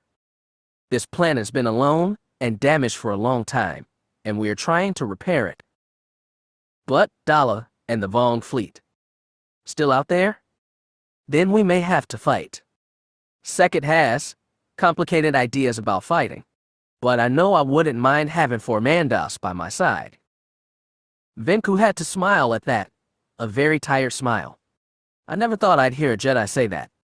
I'm not a typical Jedi, Jaina said. She leaned forward a little. And right now, we need all the help we can get. I can try to provide it. I owe you a debt. You saved my life. I saved yours. Let's call it even. Okay? We will. Jaina nodded. She seemed satisfied with that, but also distracted. Venku asked, "What is it?" The Jedi shook her head. "I don't know. I was here a long time ago. 15 years. It feels like forever and no time at all. So much has changed, for me and the galaxy, and Sekit, and yet." "Did you talk to Boudica about this place?" "I did," she nodded. "He can feel something special here in the Force. He admits it. The others three, they just think it's a barren wilderness, but God knows different. And so do you. I feel uncomfortable here. So does Gadab. He spent a long life trying to push the Force away and forget what it was like to be a Jedi. Now the Force is here, and it's too strong to deny, and he doesn't know what to do." Yes, thought Venku. That sounded exactly right. He wanted to forget about this living world, this life-rich forest. He wanted to put on his armor and go back to being a Mando again, the kind of Mando he'd been all his life, a brave warrior who fought for and with the people he loved. He wasn't sure if Zanima Sekit was going to let him be a Mando any longer. He felt like it was pulling him toward something else. Jaina sensed his discomfort. She said, "Gadab stepped out to get food. He'll be back soon to help you heal. You can heal yourself too, if you drop into a trance." "I never learned. I've touched the Force here. I don't know how to use it to heal." "That's fine." A smile formed on her face. "Lay down, and I'll help you the best I can." Laying down was not something a Mando did. A Mando was always on his feet, always alert, always ready to fight. Right now it seemed like he didn't have any other options, so he lowered himself to the ground so he lay face up, crossed his hands on his abdomen, and closed his eyes. "All right," he muttered words he never had before, "teach me how to heal." The newcomers from the fleet didn't have to sit down in the middle of an empty field, chat with the living world, and ride on top of giant lizard things to get to civilization. Instead, they got to land at the prepared spaceport at the largest settlement in the middle distance. Ben was still reluctant to call it a city. Maybe it was the Corso Candy in him. It was a village, maybe, or a town at best. It sat along a winding river, and its low dome-like organic buildings clung like natural growths to the undulating hills. On a clear day like this, the sun gleamed off their smooth surface, giving the town a luminous, slightly surreal feeling. The people of the town, or at least the ones who crowded around the hilltop landing field to get a good look at the arriving shuttles, were mostly blue-skinned pharaohs. Danny Kui had explained that the U.S. and Vong had mostly been settled in smaller camps littered across the planet. Many had been sent to the lower hemisphere to help rebuild the ecosystem of the damaged continents. The Shaper caste had proven quite helpful in this, she said, while the soldiers, laborers, and extolled, formerly known as Shane Ones, had proven adept at farming, as long as they put aside their differences. Which, apparently, was not an easy thing. Ben and Tahiri stood on the far side of the landing field, watching another shuttle unload. Several had already sat down, including the one from the Chiss cruiser. This current one looked to be from Vindicator, the Imperial flagship. Its staff, dressed in typically drab Imperial olive gray uniforms, stepped out onto the planet's surface with mild hesitation. They craned their necks at the sky and scanned the shortcut grass of the landing field, like they were expecting something weird to pop up and surprise them. Ben didn't begrudge them. He felt pretty weird himself. "I'm surprised Sekhet allowed this many to land," Tahiri said. Like Ben, she had her arms crossed over his chest and was leaning against a waist-high wood-cut fence. "They're not armed," Ben pointed out. "Not the ships, but some of the people are. Those Mandas, for instance." "Yeah," Ben grunted. "There were only 5 of them. 2 of them were old men and 1 was getting out of a coma. Still, he didn't like having them around." "How do you know Sekhet allowed them?" Ben asked. "I mean, Danny and Jaina just sort of agreed to take them in. The planet didn't say anything." "You only land on this planet if Sekhet lets you," Tahiri said with finality. "We've only talked to Sekhet once. Danny hasn't in months," Ben pointed out. "Maybe something's wrong with it." There was a small crack in Tahiri's sure expression. "The planet feels like it always has." "Exactly like it has. I'm sure Sekhet has a good reason for his silence." Ben wasn't sure if Tahiri believed that or not. He certainly didn't, but he saw no point in arguing about things they couldn't control. "How's it looking?" a voice asked from behind them. They turned in unison to see Jaina walking toward them across the short grass. "The Imperials are unloading their people," Tahiri said. "Did you check on the Mando?" "He's getting better," Jaina glanced at Ben. "Are you hanging in there?" Ben wasn't sure what she meant by that. Was he getting used to Zanima Sekhet? Was he over the fact that both she and his father had hidden the fact of Vestera's return, apparently because they wanted to coddle him like a child, even after all he'd been through? The answer to both questions was a resounding no, but he didn't want to get into that right now, so he simply muttered, "I'm fine." Jaina nodded, like that was enough, and looked back at Tahiri. "Are you waiting for something?" "One more arrival," the blonde woman said. Jaina frowned. "The Chiss already came down, and the engineers from Starless. And the people from Wraith Squadron aren't due for a few hours." "Not from the fleet?" Tahiri said. "Old friends." Tahiri tilted her head, considering. "You could say that. Speaking of old friends, where's Danny?" "Meeting with some of the engineers. They're heading out to the hyperdrive soon. I was planning to go with them." "Well, you are the mechanic." "Yeah, but I've never tried to fix engines big enough to move an entire planet." Jaina put her hands on her hips. "If anybody else wants to come, they're welcome. We're taking an airship, which should be interesting. We leave in 4 hours." "Have fun," Ben said. Jaina hid the frown in her eyes and nodded. "Sure. I should only be gone for a local day, or so. There's a comm there you can reach me on if you need to." "Is Danny staying here?" Tahiri asked. Jaina nodded. "Good. There's some things I want to talk to her about." Those things could have covered any myriad of topics, but somehow Ben knew what she meant. Someone had to tell Danny what had happened to Jason and Mara. She deserved to know, but it was no easy tale to tell. "Thank you," Jaina said. She understood too. Jaina waved goodbye and walked across the landing field toward the edge of the settlement. Tahiri and Ben leaned on the fence in silence for a while even after she had gone. Wind blew, rustling his hair and filling his nose with the smell of damp grass. Finally, Tahiri asked, "Are you going to tell me what that was all about?" "I don't know what you mean." "Ben, come on." Tahiri rolled her eyes. "It's me." She had a point. They'd been running missions for over a year now, and had come to form an effective team. What's more, Ben had arrested Tahiri's fall to the dark side under Darth Ketis. Their trust was implicit, or had been. Ben sighed. "During the battle, when we rescued Jaina, we were attacked by some U.S. Henvong ships, with Sith aboard." "I know that," Tahiri said. "Not just any Sith. Vestera was on board. I felt her." "Oh. Yeah, Ben nodded. Oh, I'm sorry. I just, well, don't know what to say. Jaina knew. She fought Vestra on Yavin 4. She told Dad and they agreed not to tell me, because they didn't think I could handle it. He scowled and kicked the ground, leaving brown scuff marks in the turf. Tahiri blew out a breath. Well, now what? Ben blinked. Now what? Now what? She repeated. You're mad because Jaina and your dad coddled you. You hate that, because you've been coddled in the past and you hated it then too. But what's done is done. Now what? What happens when Vestra comes back? Ben stared at the dirty cuts he'd made in the grass. Being mad at Jaina and Dad meant he didn't have to think about that question. Maybe that was why he was still mad. I don't know, he admitted. Vestra's a Sith. She's been one since she was a kid.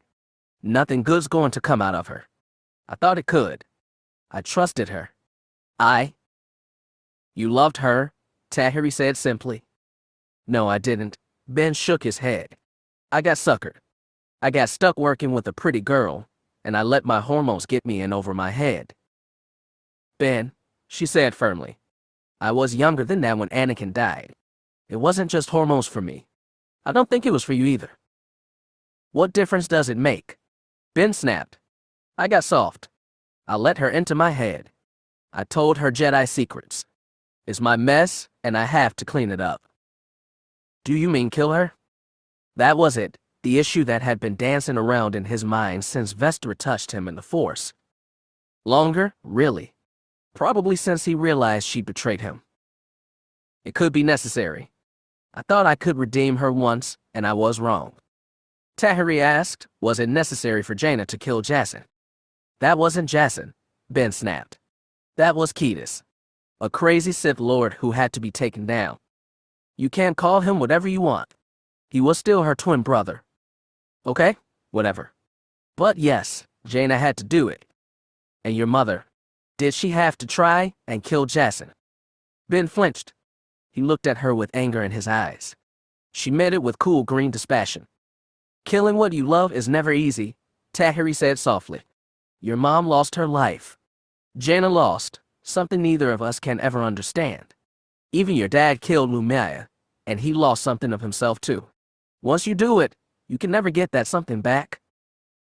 So what should I do? Try to redeem her again? I don't have an answer, Tahiri admitted. Yeah, Ben grunted and kicked the ground again. Me neither. Silence lingered between them again. Tahiri scanned the sky, still expectant. There was nothing but pale, crystal clear blue. It was so much more peaceful than the skies of Coruscant, but didn't help Ben feel calm inside. Eventually Tahiri asked, what about that girl from Toast Station? Huh? You know, the one who stole your lightsaber. Want to redeem her? She's probably still out there too. Jaina said she saw her in Chimera. No, Ben shook his head. I've had enough of girls with daddy issues who hate Jedi. I'm not getting involved. Yeah, Tahiri nodded. Probably a good idea. Still, he admitted I would like my lightsaber back. She glanced at the silver cylinder hanging from his belt. Who does that belong to again? It was Mom's, he said softly. I haven't even turned it on yet. A part of him didn't want to either. It scared him. Before Tahiri could say anything, they heard the sound of an approaching aircraft. Both looked up in time to see a sleek vessel pass overhead. It was about the size of the other shuttles, but possessed two swept-back wings protruding from a narrow hull. Its green hull was all gentle curves, without a right angle to be seen. It was one of those second ships, clearly, though it looked different from the starships Ben had seen. It might have been an atmosphere-only craft. Whatever it was, it had slowed down, extended four landing struts that looked like insect legs, and was setting down in an open space in the field. Tahiri hopped off the fence and bounded toward it. Ben, surprised by her eagerness, gave a mental shrug and followed, though at a slower pace. She reached the ship ahead of him and was standing at attention when the hatch on his bell and people began to descend the exit ramp. As he got closer, Ben saw several pharaohs, followed by a pair of U.S. Hinvong, young, without any scars. They wore long robes and had turban-like headdresses piled on top of their hairless skulls. Following them was another Vong with the same type of outfit. He was thin, almost skeletal, and moved slowly, keeping one hand on the stairway's railing at all times. He must have been very old. When the old one reached the ground, Tahiri bounded forward. The two younger Vong looked a little alarmed, but the old one spread his arms wide as the small blonde woman collided with his chest. Ben was afraid she was going to knock him back, but he held his ground and wrapped his arms around her shoulders in fond embrace. The two young Yuuzhan Vong looked very confused. Ben knew the feeling. By the time Tahiri and this old Vong stepped apart, Ben was right at their side. He cleared his throat and said, "Well, it's, nice to meet a friend of Tahiri." The old Vong looked at him for the first time. His dark eyes, set deep in his skull, were impossible to read. The teeth in his lipless mouth were needle-like and fearsome. Ben tried to think of another time he'd been this close to a Yuuzhan Vong, failed, and felt very nervous. Tahiri brushed some hair out of her face and said, "Ben, this is Horror, the High Priest of the Yuuzhan Vong. Horror, meet Ben Skywalker." The name was dimly familiar, and Ben's own was apparently familiar to Horror. The old priest nodded and extended a bony hand. "Welcome back to Jaina Solo, son of Skywalker." Ben reached out, took it. Horror had a tough grasp, and he was glad to take his hand away. "Let me guess, you last saw me when I was a baby." "That is right," Horror nodded. "How did you know?" "It's been a pattern lately. But, thank you. Is your father well?" "He's doing great, all things considered." Before getting a question about his mother, Ben gestured to the two younger Yuuzhan Vong. "So, are these your, fellow priests?" "These are my acolytes, Taylor and Version," Horror said. Ben exchanged awkward nods with both of them. The old priest turned his attention back to Ben and Tahiri. "So tell me, I have heard you have spoken to Sekhet." "Only briefly," Tahiri said. "We haven't seen it since. At least, I don't think we have." "Sekhet is still mysterious," Horror nodded. "Recent events have been very trying for it." "They've been hard for us all," Ben said. Of course, Horror nodded. "Come, let us find some place to sit down." As they stared for the hangars at the far side of the landing field, Tahiri offered Horror an arm. The old priest shook his head and held out his hand, the same one he'd just offered Ben. In a flash, something whip-like extended from his wrist and snapped into a straight line. Horror planted it on the floor like a cane and started hobbling toward the hangar. It took certain effort for Ben not to shudder. Tahiri just watched him with a bemused expression that said, "Welcome to Jaina Solo." She, at least, seemed to be enjoying herself. Tahiri walked on Horror's left, Ben on his right. The two acolytes trailed behind them, just out of hearing range. As they walked, Horror said, "I have heard that Jaina Solo is also with you." "She's about to set out for the hyperdrives," Tahiri said. "We've got a team that should be able to fix them." "Perhaps. In the end, they will only work if Sekhet wills it," Horror said. He didn't seem particularly worried, and Ben wasn't sure if that was suspicious or if Vong high priests just faced problems with a Jedi-like calm. When they weren't sacrificing thousands of beings to their bloody gods, of course. He wondered how many this bony old priest had sacrificed. He wondered how much blood was on the hand he'd just shaken. He wondered if redemption came easier to those not gifted or burdened with the Force. "Now tell me, Rena Quad," Horror said, "how did you find Jaina Solo after we went missing for so long?" "Oh, it's not a big deal," Tahiri said cheerily. "We already did it once, after all." As their shuttle breached the cloud layer and banked low over the planet's surface, Jasmine Tainer leaned in so close her forehead trapped against the cool transparent steel as she watched it all swell up below. The crooked rivers, the broad plains, the low-rolling mountains covered an endless carpet of multicolored bora trees. "Don't forget to breathe," Drakal whispered in her ear. Jasmine jerked away from the window so fast she nearly knocked her head against one of his horns. "I was breathing," she insisted. "I'm totally breathing. I'm fine." Driscoll and Shar were giving her knowing grins, and there was a twinkle in Yuhana's dark eyes. She looked at the seat behind her and saw Scud, still staring out his own porthole, not paying attention to them at all. As the vector toward the only settlement Jasmine had seen so far, she dared reach out with the Force a little. She could normally use it to get a vague sense of the moves of the people around her. Despite the strange and legendary nature of the world they were about to step foot on, Shar, Yuhana, and Driscoll all seemed to be calm, professional, focused on the tasks ahead of them. She couldn't read Scud at all, not his face, and not in the Force, where the U.S. Vong was as blank as ever. Once the shuttle set down on the flat, grassy landing field outside the town, the landing ramp swung down. The shuttle's passenger cabin was suddenly full of wind and natural light. As she unhooked her crash webbing, Jasmine took a breath of the cool, fresh air, the kind she hadn't breathed in what seemed like months. Then she followed Shar, Yuhana, and Driscoll down the ramp and onto Jaina Solo's surface. She didn't open herself to the Force, not right away. She took in the broad field, dotted with living second airships and shuttles from the fleet in orbit. She tilted her head back and watched the blue clouds streak dome of the sky as wind blew loose strands of dirty blonde hair in her face. Her mother had said that being on this planet, touching the Force here, had been a beautiful experience, like she was surrendering herself to being one part of a graceful and beautiful whole, and trusting that whole and all of its pieces. Her brother had said that he'd actually felt his Force powers amplify, that he'd been able to sense others more clearly. Jasmine closed her eyes, took a deep breath, and opened herself to the Force. She could feel Shar and Yuhana, Driscoll, and the shuttle's crew, the local Pharaoh techs, all moving around with methodical precision as they went about their business. She felt, too, stirrings of life in the forest beyond, but they felt very vague, very distant. Without opening her eyes, she placed a hand on her lightsaber hilt, as though that might somehow bring her a closer connection to the world around her. Nothing changed. She opened her eyes and looked around. Yuhana was grunting at a scared-looking Pharaoh tech while Shar interpreted.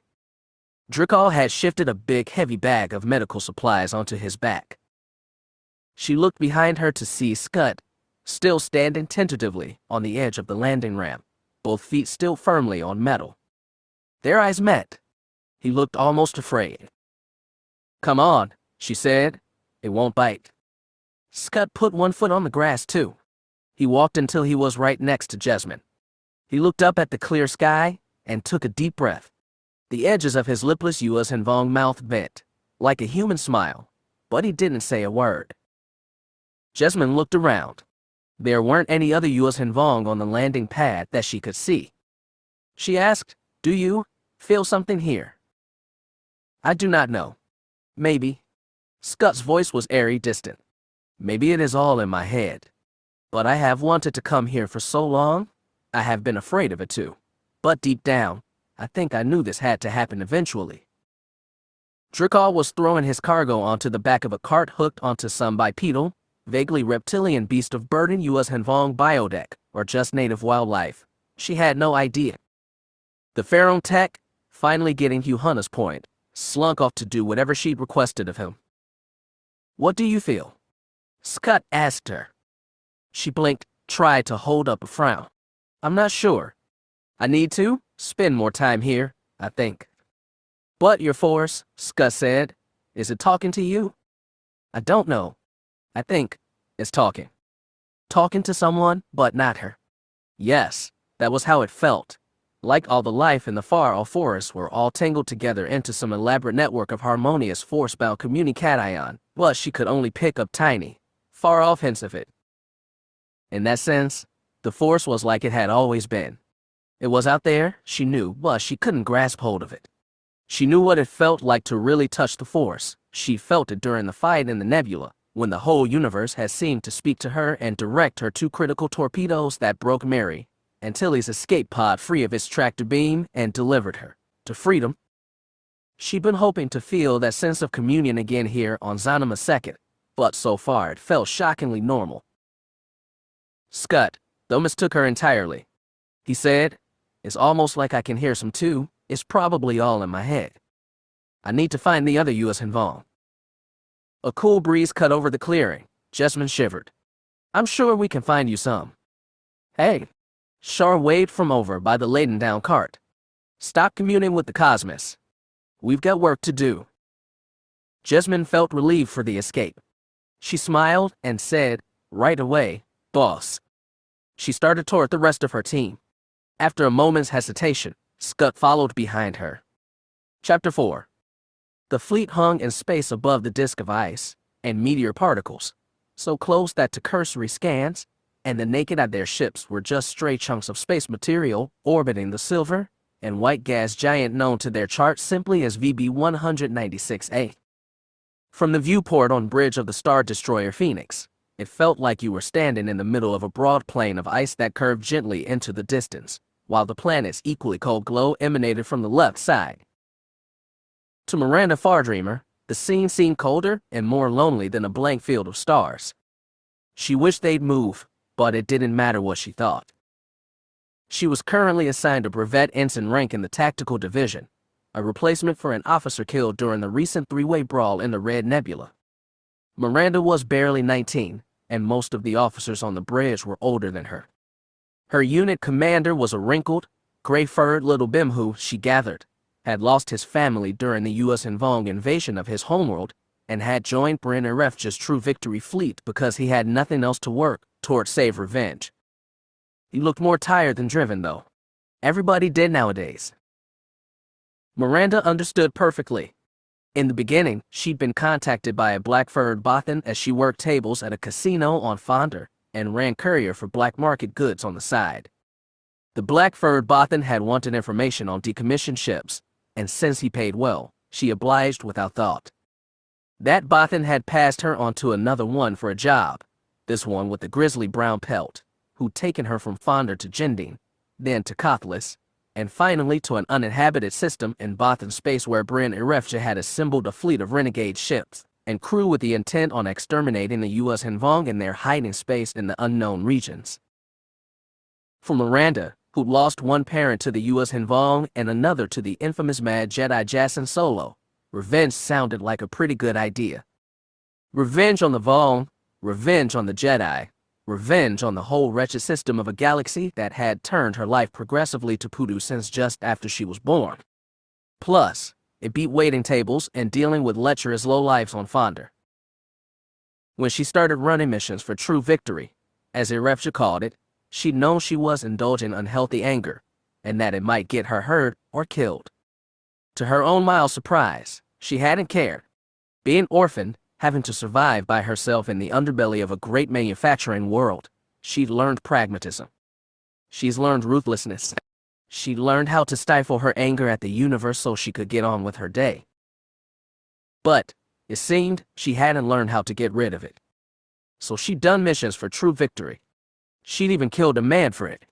She'd fought Jedi, scrambled across the sun-scorched wastes of her dead father's homeworld, and journeyed out into the unknown depths of space and done battle with upright Alliance forces, riotous Mandalorians, and deadly U.S. Vong. Stolen a lightsaber too, which she was a little proud of, even though all she did was keep it in a drawer in her quarters. She tried to think of that lightsaber now, as she stood in front of Ben and Tahiri in the Admiral's personal salon just after the bridge. She tried to draw some confidence from it.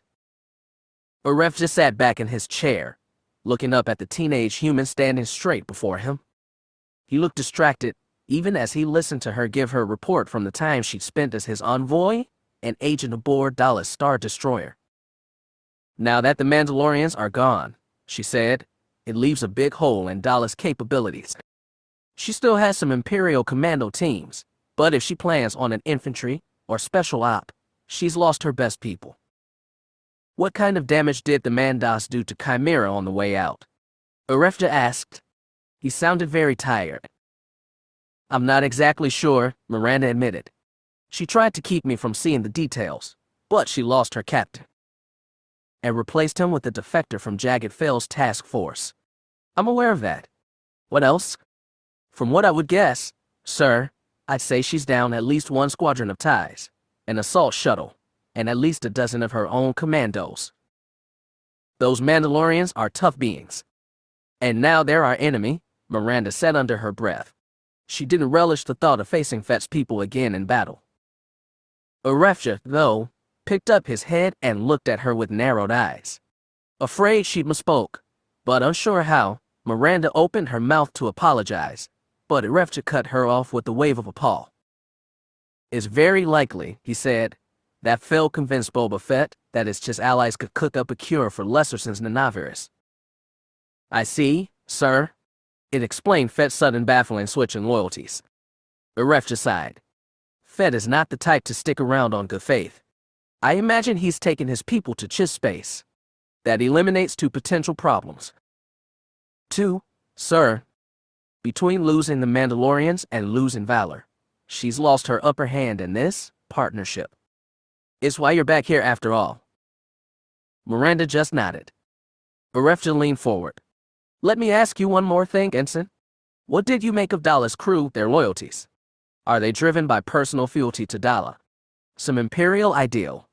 Or do they just want revenge on the Vong? Miranda had to think about that. Chimera's crew hadn't been especially willing to make small talk with Arefja's spies, but Miranda had been able to wrestle conversations from a few of them, mostly young males.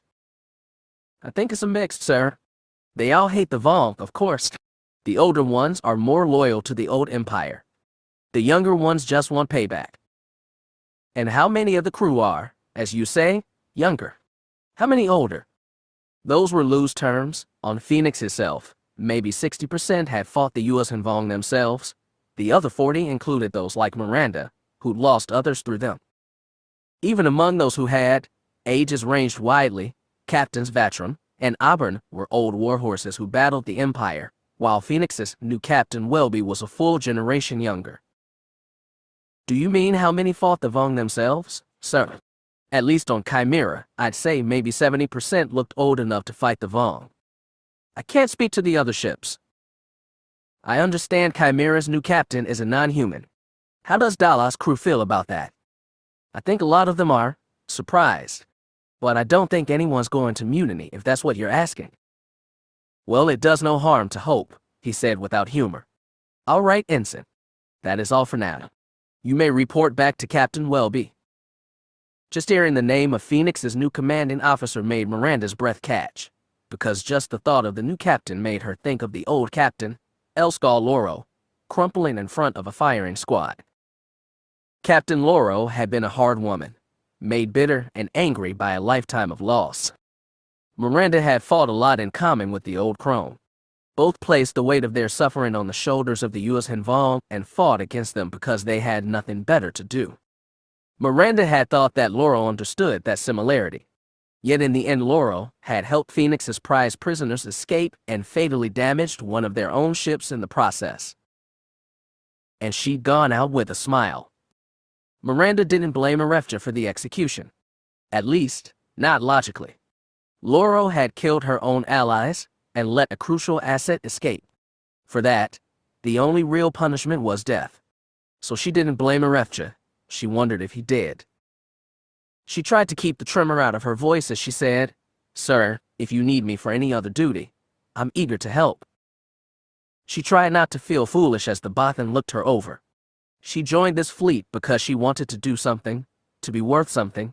Even though she'd hated going over to Chimera, she consoled herself with the thought that this might win her some redemption in Arefja's eyes after her failure on Tatooine. But she wasn't getting forgiveness today. The Admiral simply nodded and said, "Dismissed, Ensign." Miranda turned and marched out the command salon.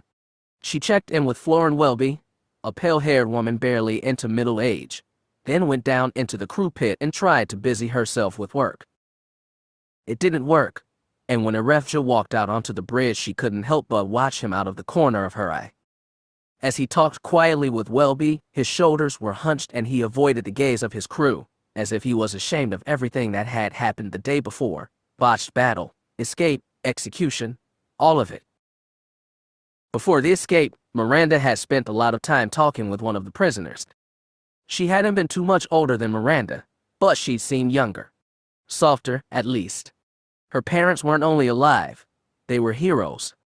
Mary Antilles had possessed friends, a job, a purpose. Miranda hated her for her softness, and she envied her for it too. She was starting to envy Antilles and Laurel both for escaping while they could. Miranda had the feeling things were going to get a lot worse pretty soon.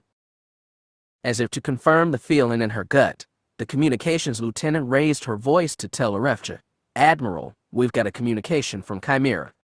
Admiral Dollar requests that you report to your ready room to receive a private encrypted transmission." "She does she?" Arefja stopped pacing. One ear twitched. "Very well. Put the line through." "Yes, sir." Head still low, shoulders still hunched, Arefja walked down the aisle and off the bridge. Every crewman watched him, and they all tried to pretend they didn't. Miranda heard the crewman next to her, a leather-faced Ishitib, mutter, "Gotta run when the master calls." "Do you have something important to say, Ensign?" their lieutenant said. The old Bim was tiny but could sound imperious when she wanted. "No, ma'am," the Ishitib shook his head. "I didn't think so," the lieutenant sniffed. "Back to work." "Yes, ma'am." The Bim turned back to her console. Miranda glanced up to see Captain Welby staring down at them, lips tight and forehead wrinkled in a frown. Miranda felt scolded, even though she hadn't done anything wrong, and went back to monitoring her station. Her scanners showed the entire fleet laid out line a trail of breadcrumbs, orbiting above the planet's icy disk. Their Imperial allies were outnumbered and outgunned by at least 2-1, but despite Arefja's recent words, it looked like Dala was still calling the shots. Maybe Arefja was afraid of offending her and losing the alliance, but right now Miranda thought it made him look weak, and she clearly wasn't alone. But of course, what did it matter what Miranda Fardimer thought? It hadn't mattered to anyone in the universe before, and it wouldn't matter to anyone again. Anyone except, maybe, Mary Antilles and Elskar Laurel, but Miranda didn't expect to see either of them again. Not before she was dead, anyway. The way things were going, she might not have long to wait. Philaire now stood on the bridge of legendary Chimera as her captain. Growing up as a non-human in the Empire, driven to succeed in his navy against all prejudices, commanding the Great Thrawn's flagship was something she fantasized about, but never believed could happen. Now it had, and she had no idea what to think. The situation was beyond surreal. Equally unbelievable was the woman she now followed off the bridge and into the private command salon. Admiral Dala had been almost as legendary as Thrawn when she'd been growing up. For a long time, most people assumed she was dead. In many ways, she was completely unlike the Chiss Grand Admiral. Whereas Thrawn was careful and plotting, Dala fought like a cornered Nexu. Her unpredictability led to widely varied battle results, but she could always be counted on for the dramatic strike, the unexpected counter. One legendary admiral was an alien, the other was a woman, and since Philaire was both, Thrawn and Dala alike had been idols of her childhood. For the same reasons Philaire had admired the admiral, so Dala had clearly taken a liking to her, going so far as to capture her from her ship with the Trinity fleet and convince her to join the Renegades. Unlike Dala or the True Victory people, Philaire had no burning desire to fight the U.S. involved. What she did want, however, was a stronger galaxy, with a stronger empire, and right now Vitor Riage and Jagged Fell seemed intent on imitating all the worst mistakes of anarchy that called itself a galactic alliance.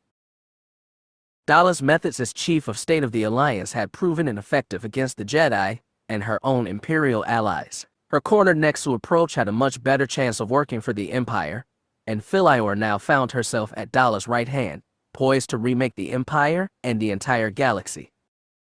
All they had to do first was perform a little genocide. No, Surreal didn't begin to cover it.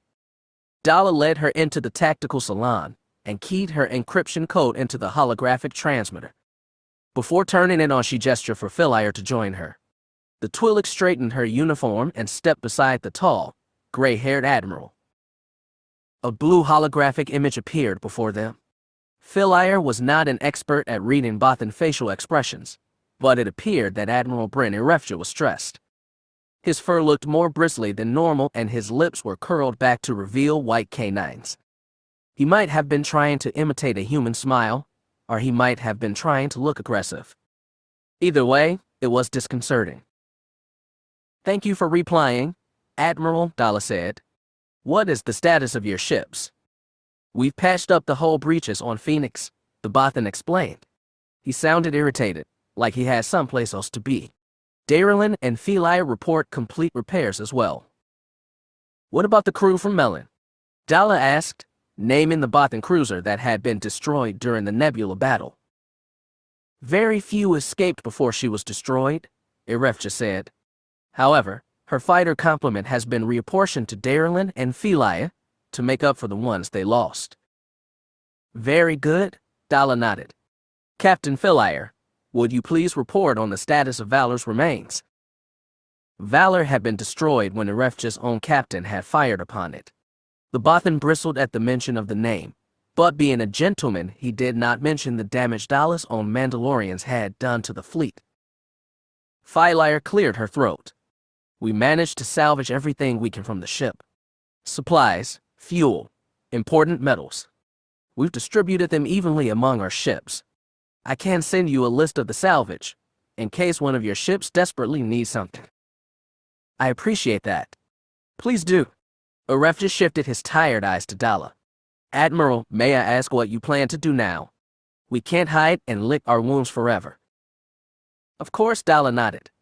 "I apologize for not telling you this before, Admiral, but Valor accomplished one important feat before her death." "And what is that?" "Valor, as well as Chimera and Resolve, carried on board a certain missile designed to burrow into your coral. This missile is designed not to explode on impact." "You harpooned the U.S. Hanvong ship." Irefja's fur rippled in incredulity or confusion. "This missile contained a tracking device," Dala said simply. Veila tried to hide her surprise and wondered what other secrets Dala had close to the chest. "I was unaware of such technology." Irefja was clearly annoyed. "It was devised by my late ally," Dala said, referring to Moff Drickle Lesserson, who had been gunned down by the Mandalorians during the escape. While useful, Lesserson was also as slippery as a greased hut, and Veila was glad to see him gone. "And this tracking device, do you have a read on it?" "Indeed I do," Dala nodded, and Veila could only wonder where. Where was Dala keeping all her secret tools and tricks so that even the captain of her flagship couldn't find them? Of course, this was an old ship with plenty of hidden rooms and passages, and Veila had only been captain for less than 24 standard hours. Still, she felt a little humiliated. "Well," Irefja bristled again, "what do you intend to do about this?" "It's simple," Dala said. "We launch a stealth recon flight and shadow the fleet. We make measure of his capabilities and decide whether or not to attack." "I see." Irefja was clearly unhappy with being kept in the dark, and Veila didn't blame him. However, Dala said, "I would be reluctant to attack at this time. I believe we could gain much by shadowing the fleet and learning its movement. More importantly, this fleet is not our main priority and should not be confused as such." "What do you mean?" Irefja's ears flattened. "What is our enemy, Admiral?" Dala ignored his insouciance. "My dear Admiral, you know what our true enemy is. We cannot be rid of the Vong until we rid ourselves of Zanima II." Veila had heard many things, mostly contradictory, about the so-called living world. Many agreed it was very capable of defending itself. If Dala had a secret plan to defeat it, Veila couldn't guess it. "You expect them to lead us to their homeworld?" Irefja asked. "It is possible," Dala said simply. "We must watch and observe. Tell me, Admiral, does your fleet have any of those reconnaissance Model X-Wings fighters?" "We have several," Irefja allowed. "Then I'll give you the coordinates." Dala smiled tightly. "Please investigate and report back within 5 hours." Irefja nodded. "Very well. Thank you, Admiral." "Thank you," Dala said, and killed the transmission. She looked at Veila and smiled. "Well, that went well, didn't it?" "We already have reconnaissance ships here," Veila said. "But you wanted to involve him in process. Make him feel like a trusted part of this mission, and therefore keep him from doing anything rash." Very good. We must keep our allies happy, after all. And informed. Veila tried to keep the bitterness out of her voice. Dala chuckled. Don't be offended, Captain. I have many resources and security is key right now. So she wasn't going to share her sources. Veila tried not to be disappointed. It was the Admiral's prerogative, and she was certainly not obliged to share every bit of intelligence with her subordinates. As if for solace, Dala placed a hand on Veila's shoulder. Don't look so glum, Captain. There is still a great deal of work to be done. Certainly there is plenty to keep you busy. Such as... Dala took a small datachip out of her pocket. First, transmit these coordinates to Phoenix, along with the list of salvage from Valor. Veila took the datachip in her red palm.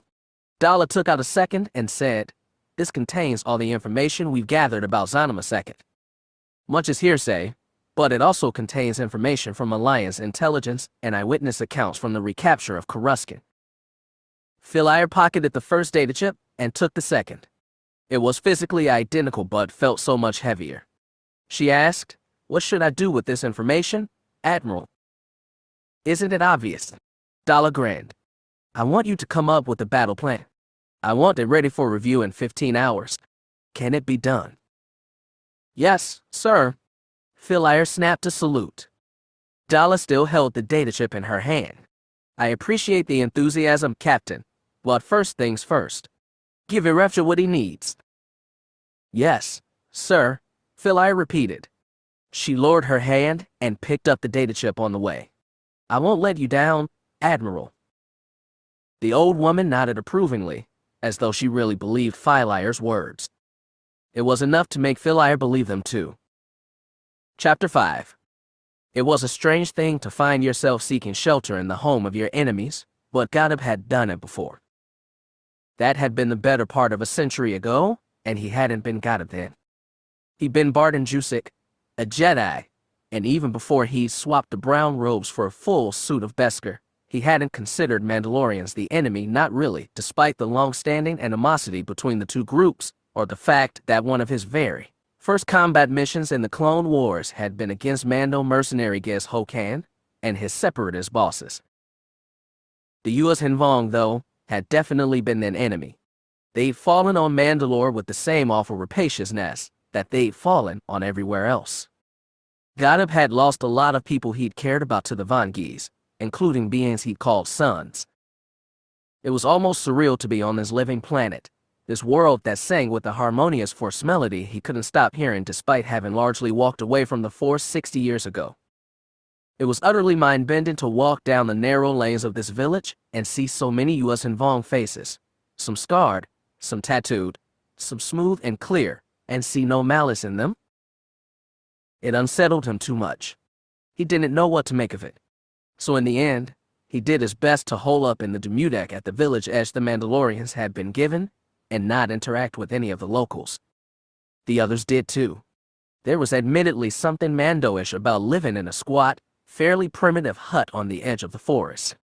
The broad dome structure, its shape and basic size, brought back surprising memories of the Kiramora Karae the Scarada clan had taken refuge in at the end of the Clone Wars.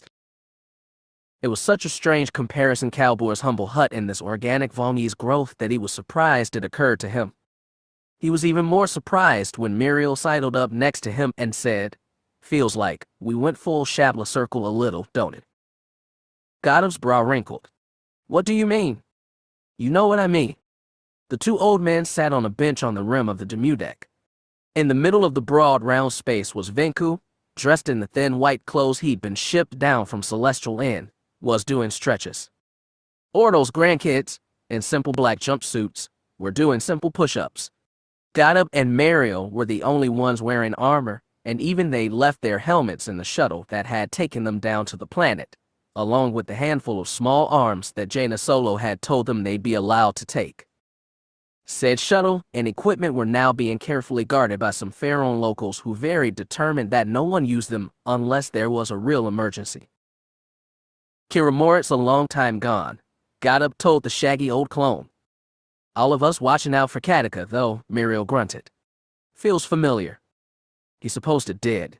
Aside from Jang, who'd gone off to Chilla to make sure the Chiss and Boba Fett both kept their promise to develop a counteragent to lesser sins in the Navarus, the only ones left alive who joined Skirata's refuge were in this humble hut. After Venku had sufficiently limbered up, Bess and Gendry started helping him with exercises. They hadn't been able to scrounge up much, but Gendry had found a couple chair arm cushions in the back of one of the shuttles, and right now he was holding them up, one flat against either forearm, for Venku to practice punching. Bess stood back and quietly critiqued her uncle's stance, telling him to pick up his heel more and keep his shoulders square, like he was an 80-year-old man learning how to throw jabs for the first time. Muriel was right. After so many years, all of them were quietly focused on Katika, protecting him from hurt, trying to raise him up to be the great Mando warrior everyone knew he could be. Of course, that was what Gadab had been doing almost all his life. Venku didn't seem embarrassed at being babied. He knew better than any of them what a miracle it was that he was alive and standing at all. The fact his broken, messed up body was coordinated enough to land a few right jabs was astounding, even to Gadab, and greater evidence than any that this planet really was special. They'd moved onto hooks when Jaina Solo showed up. The woman announced herself silent with the Force, turning Gadab's attention away from the sparring to woman's shape half filling the Damudex entry portal. It seemed like she wanted to talk. He had half a mind to tell her to come over and sit down and watch the match, but thought better of it. He picked his heavy old body off the bench and shuffled over to portal. "What can I help you with, Dika?" he asked quietly as Venku, Bess, and Gendry stayed focused on their sparring. Instead of answering his question, Jaina tilted her chin toward Venku. "How's he doing? How does it look?" "He needs to keep his right heel up." Gadab snorted. "He already knows, but it's impressive. I'll admit that." "You're welcome." Jaina smiled a little. "So, Dika, why are you here?" "I wanted to check on Venku, see how he was recovering. And the rest of us too. Marika's not going to start any brawls with Von Gies, don't worry. I can't keep him in line." He wasn't joking. The old Barf actually might try it. "Your people are free to move around the village. You don't have to stay in the Damudex. It's better this way. I'm not a Jedi anymore. I don't have your skill for forgiveness." "Fair enough," she said softly. "I was wondering if you wanted something else to do, though." Gadab looked back at the sparring ring. "That depends on Katika." "I know. But I thought I'd tell you first." "Tell me what." "I'm taking some Alliance and Imperial techs and flying out to the planet's hyperdrive core. We're going to look at the engines and see if we can't get them working again." "Sounds like a good plan. You want us to come along?" "I would, yes." He raised a white eyebrow. "Want to keep an eye on us, do you?" "Your people have useful skills," she said, avoiding the question. He assumed that meant yes. "I don't know about that. Venku's still all wobbly, body and mind. Bess, she's a brawler, not a tech. Gendry and Marika, well, your name means engineer," she reminded him. "I assume you know your way around a hyperdrive core."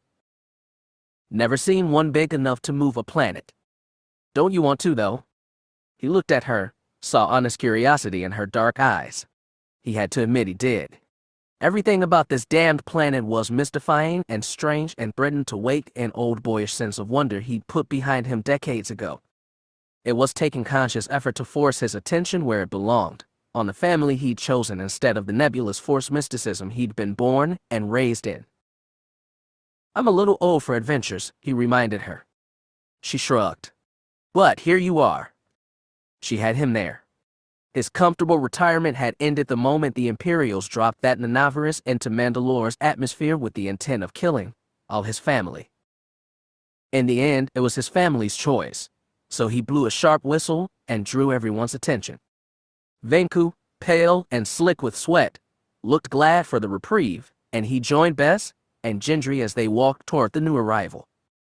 As for Muriel, he stayed perched on his bench like a shaggy gray gargoyle, watching intently. "We've just got an offer here from Master Solo," Gadab told them.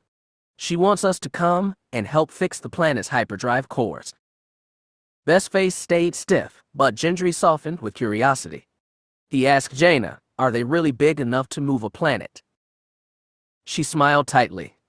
"So I've been told. We can see for ourselves soon." "Hold up," Muriel called from the bench. "This isn't your call, Jenica." "I know." The young man looked at Venku. Everyone else did too. The man didn't shirk from their attention. He wiped some sweat off his forehead and asked Jaina, "What do you think we can do there?" "Help us run tests, diagnostics. Maybe climb a little into the bowels of the engine core." "Anyone can do that," Goddard reminded him. "It's also some fresh air."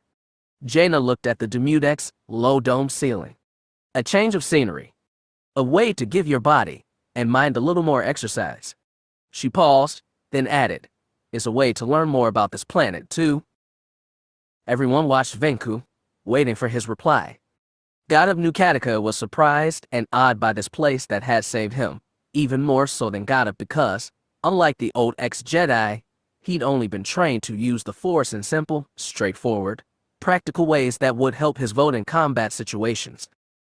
All this mystical communion with the cosmic stuff was something Goddard, quite deliberately, had never tried to pass on to Darman and Etain's son.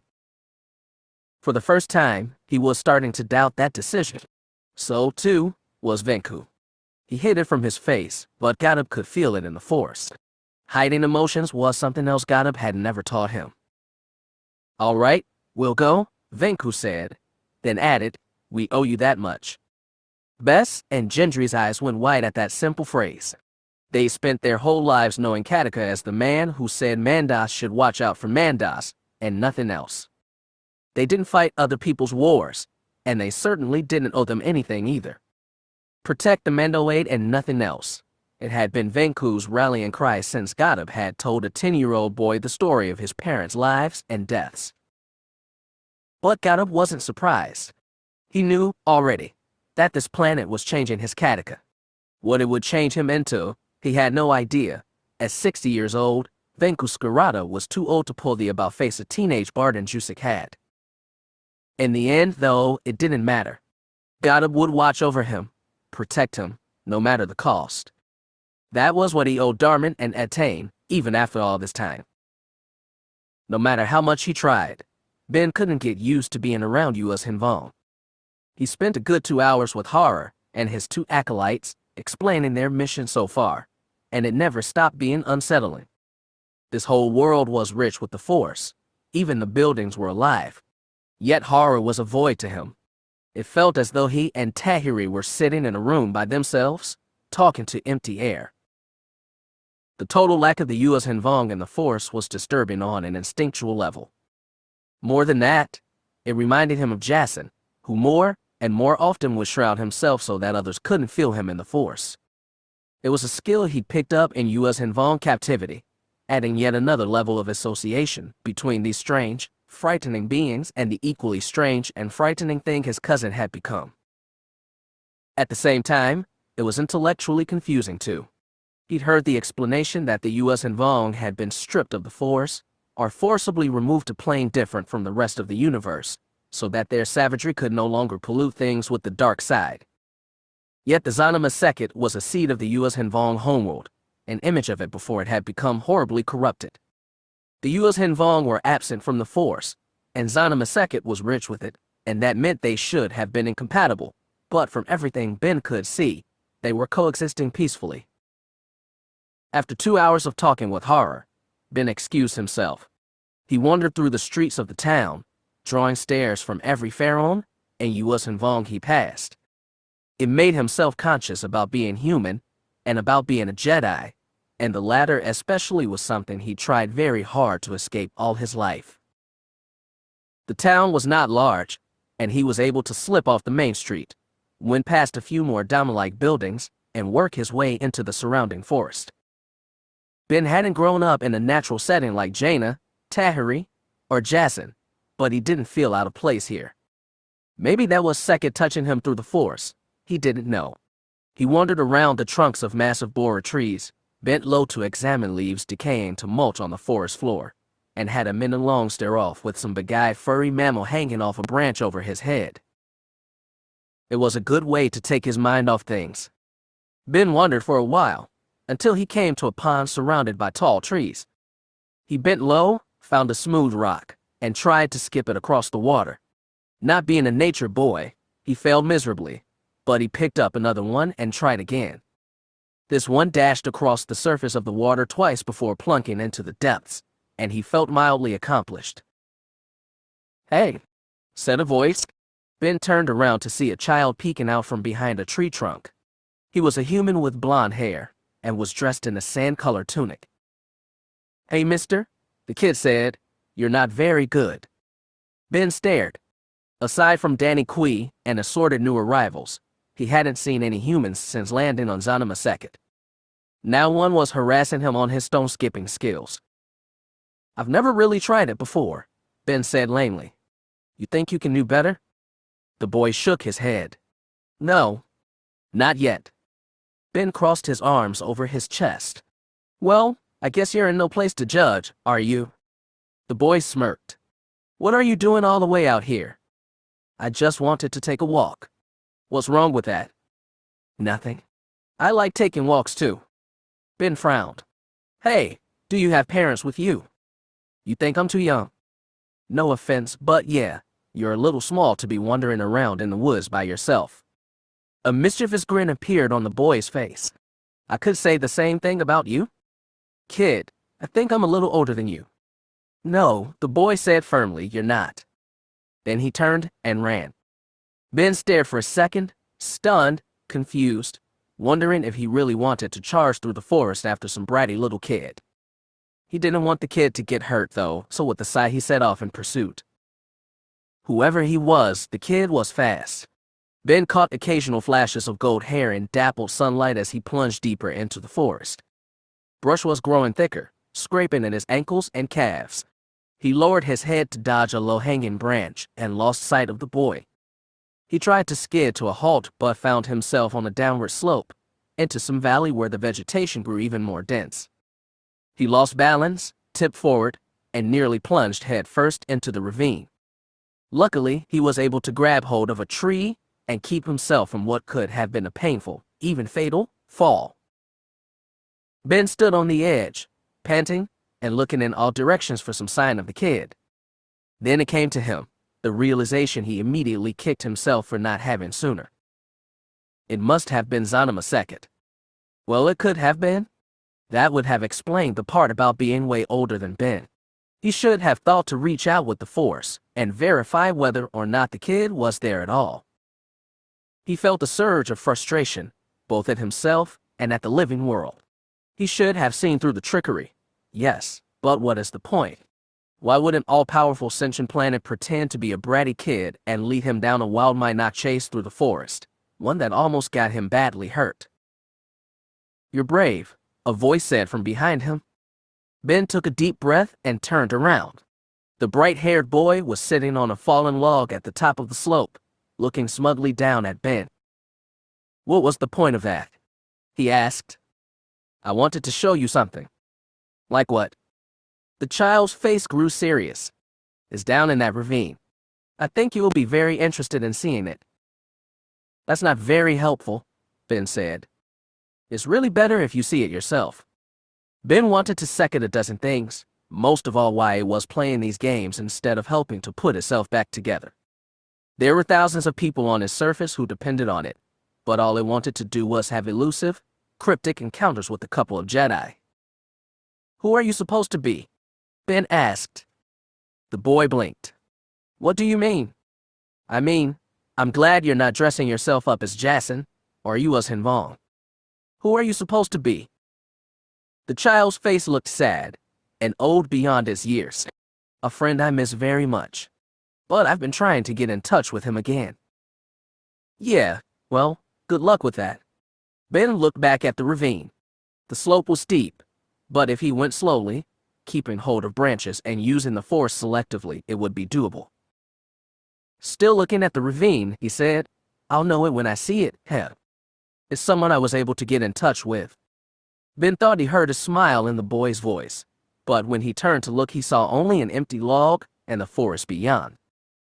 Ben sighed and began his descent. He went down with the sides of his feet forward, giving him the best traction. He had to grab a branch once or twice to retain his balance, but in the end, he got to the base of the ravine. The bottom was very narrow. A stream trickles down the center and rocks, brush, and trees rose on every side. Ben felt something in the force, a dim compulsion, and tried to follow the path of stream. He didn't have to go far before he saw the water went into the black belly of a cave. Ben had heard some stories about caves. The one on Dagobah his father had found came to mind. He touched his mother's lightsaber, thought about taking it off his belt and flicking his violet blade on, but then he remembered the rest of his father's story and took his palm away. He went into the cave with empty hands. He stepped a few meters into the entrance and waited for his eyes to adjust to the dark. The air smelled of rotting plants, mud, moss, and fungi. As his vision cleared, he realized that there was, in fact, not much farther he could go. The cave's roof collapsed just a few more meters ahead, and the stream dispersed into a shallow pool that seeped through rocks and trickled deeper into the earth. If this was what Sekit had wanted him to see, he was a little disappointed. He thought about taking up his mother's lightsaber, maybe hacking up the stone to see if there was anything beyond the end of the cave, but that might also bring a wild cliff down on his head. Or summon an evil phantom image of Jacen or something. Whatever the case, it was nothing Ben wanted. He was about to turn around when he felt a sudden chill run through his body. He froze, took a deep breath, and placed the palm of his hand just over the lightsaber's hilt. Then he turned around. His mother was standing in front of him, smiling. He knew it was her, not Sekit, knew it in his gut, even though she looked so much clearer than a Force ghost, like she was really in the cave beside him. She didn't look 10 years too young, like Jacen had. She looked like he had last seen her, the way she was frozen in mind and memory forever, beautiful but harsh, proud but understanding, so determined. And her smile, bittersweet and knowing, was too true to be a simulacrum.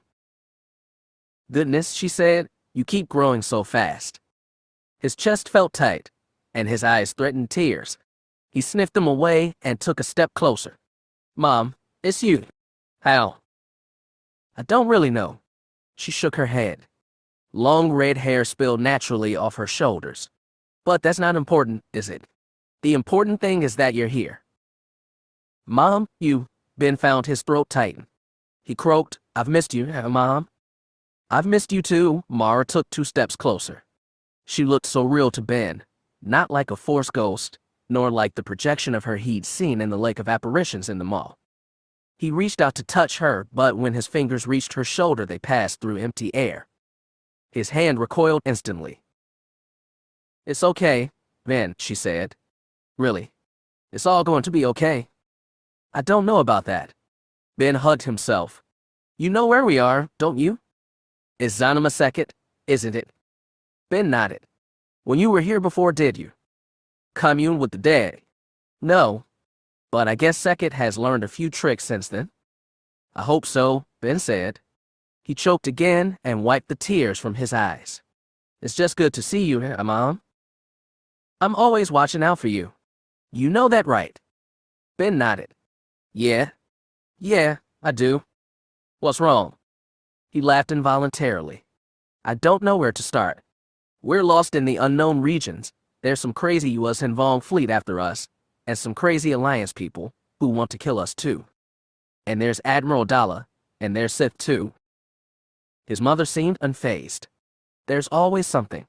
But what is it really, Ben?" He swallowed. "Her name's Vestera." The serenity in his mother's face broke. Now she looked like she was going to cry. "Oh, Ben, these are the kind of things I missed." "Mom is not like that." He shook his head. "Vestera's a Sith. I thought I could bring her over to the light, but I was stupid." "You loved her?" "Yeah," Ben admitted. "I loved her, and it was a mistake." "Love isn't a mistake, Ben." "Tell that to Jacen," he said bitterly. Mara considered her response for a long time. Finally, she asked, "Do you think you'll have to kill her?" "I tried to save her once. It didn't work." "So you think she's irredeemable?" He didn't know what to say. He'd asked himself that 1,000,000,000 times over, but he knew he was too mixed up inside to say for sure. Love and hate warred and clouded his judgment. He wished he could be rid of emotions, rid of the Force, just a bland automaton who never had to worry about failure and hope and joy and loss. He was sick of them all. Ben, his mother said, when I went after Jason, I was angry. My love for you made me ready to kill, eager to kill. I went after him with the darkness in my heart. He was a Sith Lord, Ben said. You had to do it, just like Jaina had to kill him. He wasn't a Sith Lord then, Mara shook her head. Maybe if I thought things through, I could have saved him. I know I would have done things differently. I probably wouldn't have ended up dead. Maybe Jason wouldn't have become Ketis. Oh, Mom, don't. She held up a hand. It's okay, Ben. I'm at peace with what's happened to me. I really am. It's not right, he said. Mom, there's so much I wish I could fix. Me too, she smiled sadly. What? You can't undo the past. You just have to do your best to make the pain worth it. Don't embrace it like Jason did. Try to redeem it. Prevent it from happening again. I know it's going to be hard, but nothing worth doing is easy. So you're saying, I shouldn't kill Vestera. I'm saying if you do, you'll lose something important in yourself.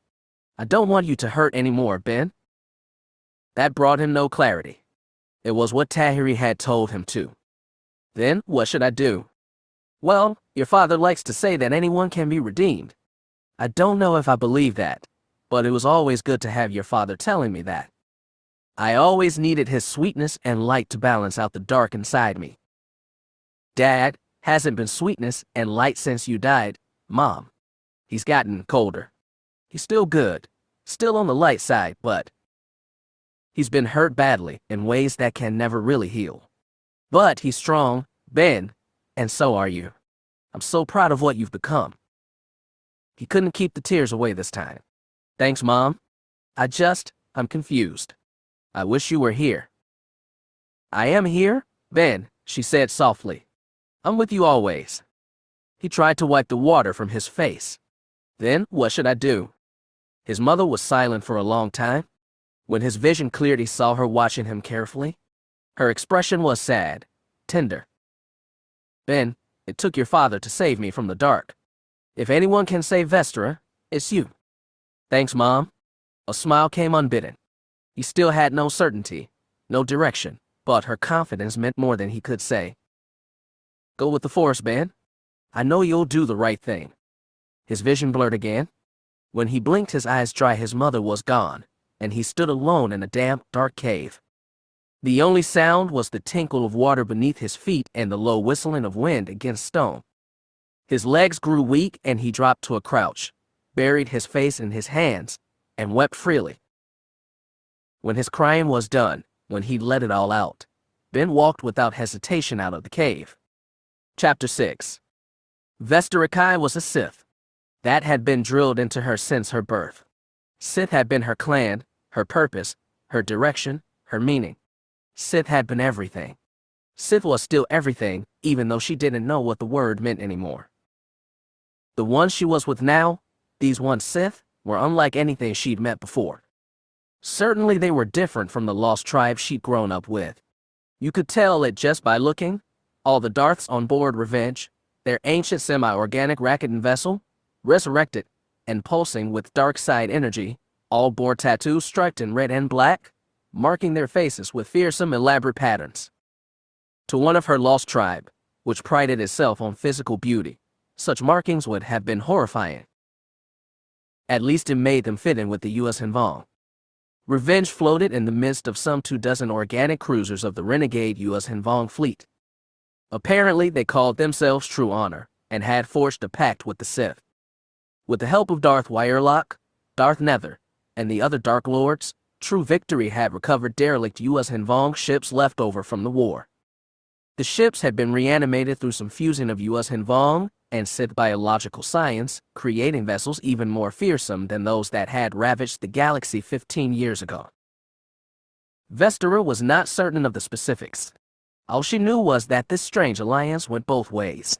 In exchange for helping the renegade Yuuzhan Vong build a new fleet with which to terrorize the galaxy, the One Sith were receiving the Yuuzhan Vong's help in healing their mysterious leader, Darth Krayt. A party of Yuuzhan Vong had just arrived on revenge, and Vestera was part of the honor guard of a dozen Sith warriors who greeted them. Her heritage made her revolt at the sight of the 6 scarred, tattooed warriors who marched in first. Their armor, rough and spiked, looked like downgraded imitations of whatever Yuuzhan Vong creation had biologically bonded with Darth Krayt, the creation that at once threatened to consume him, and also kept him alive after a battle with the Force entity known as a Belith. After the warriors came a single member of the Shaper caste. He was tall and dark, and his face curiously unmarked by scars, though a few black tattoos ran like tangled vines down his cheeks. On the top of his head he wore the tentacled headdress that marked members of his caste.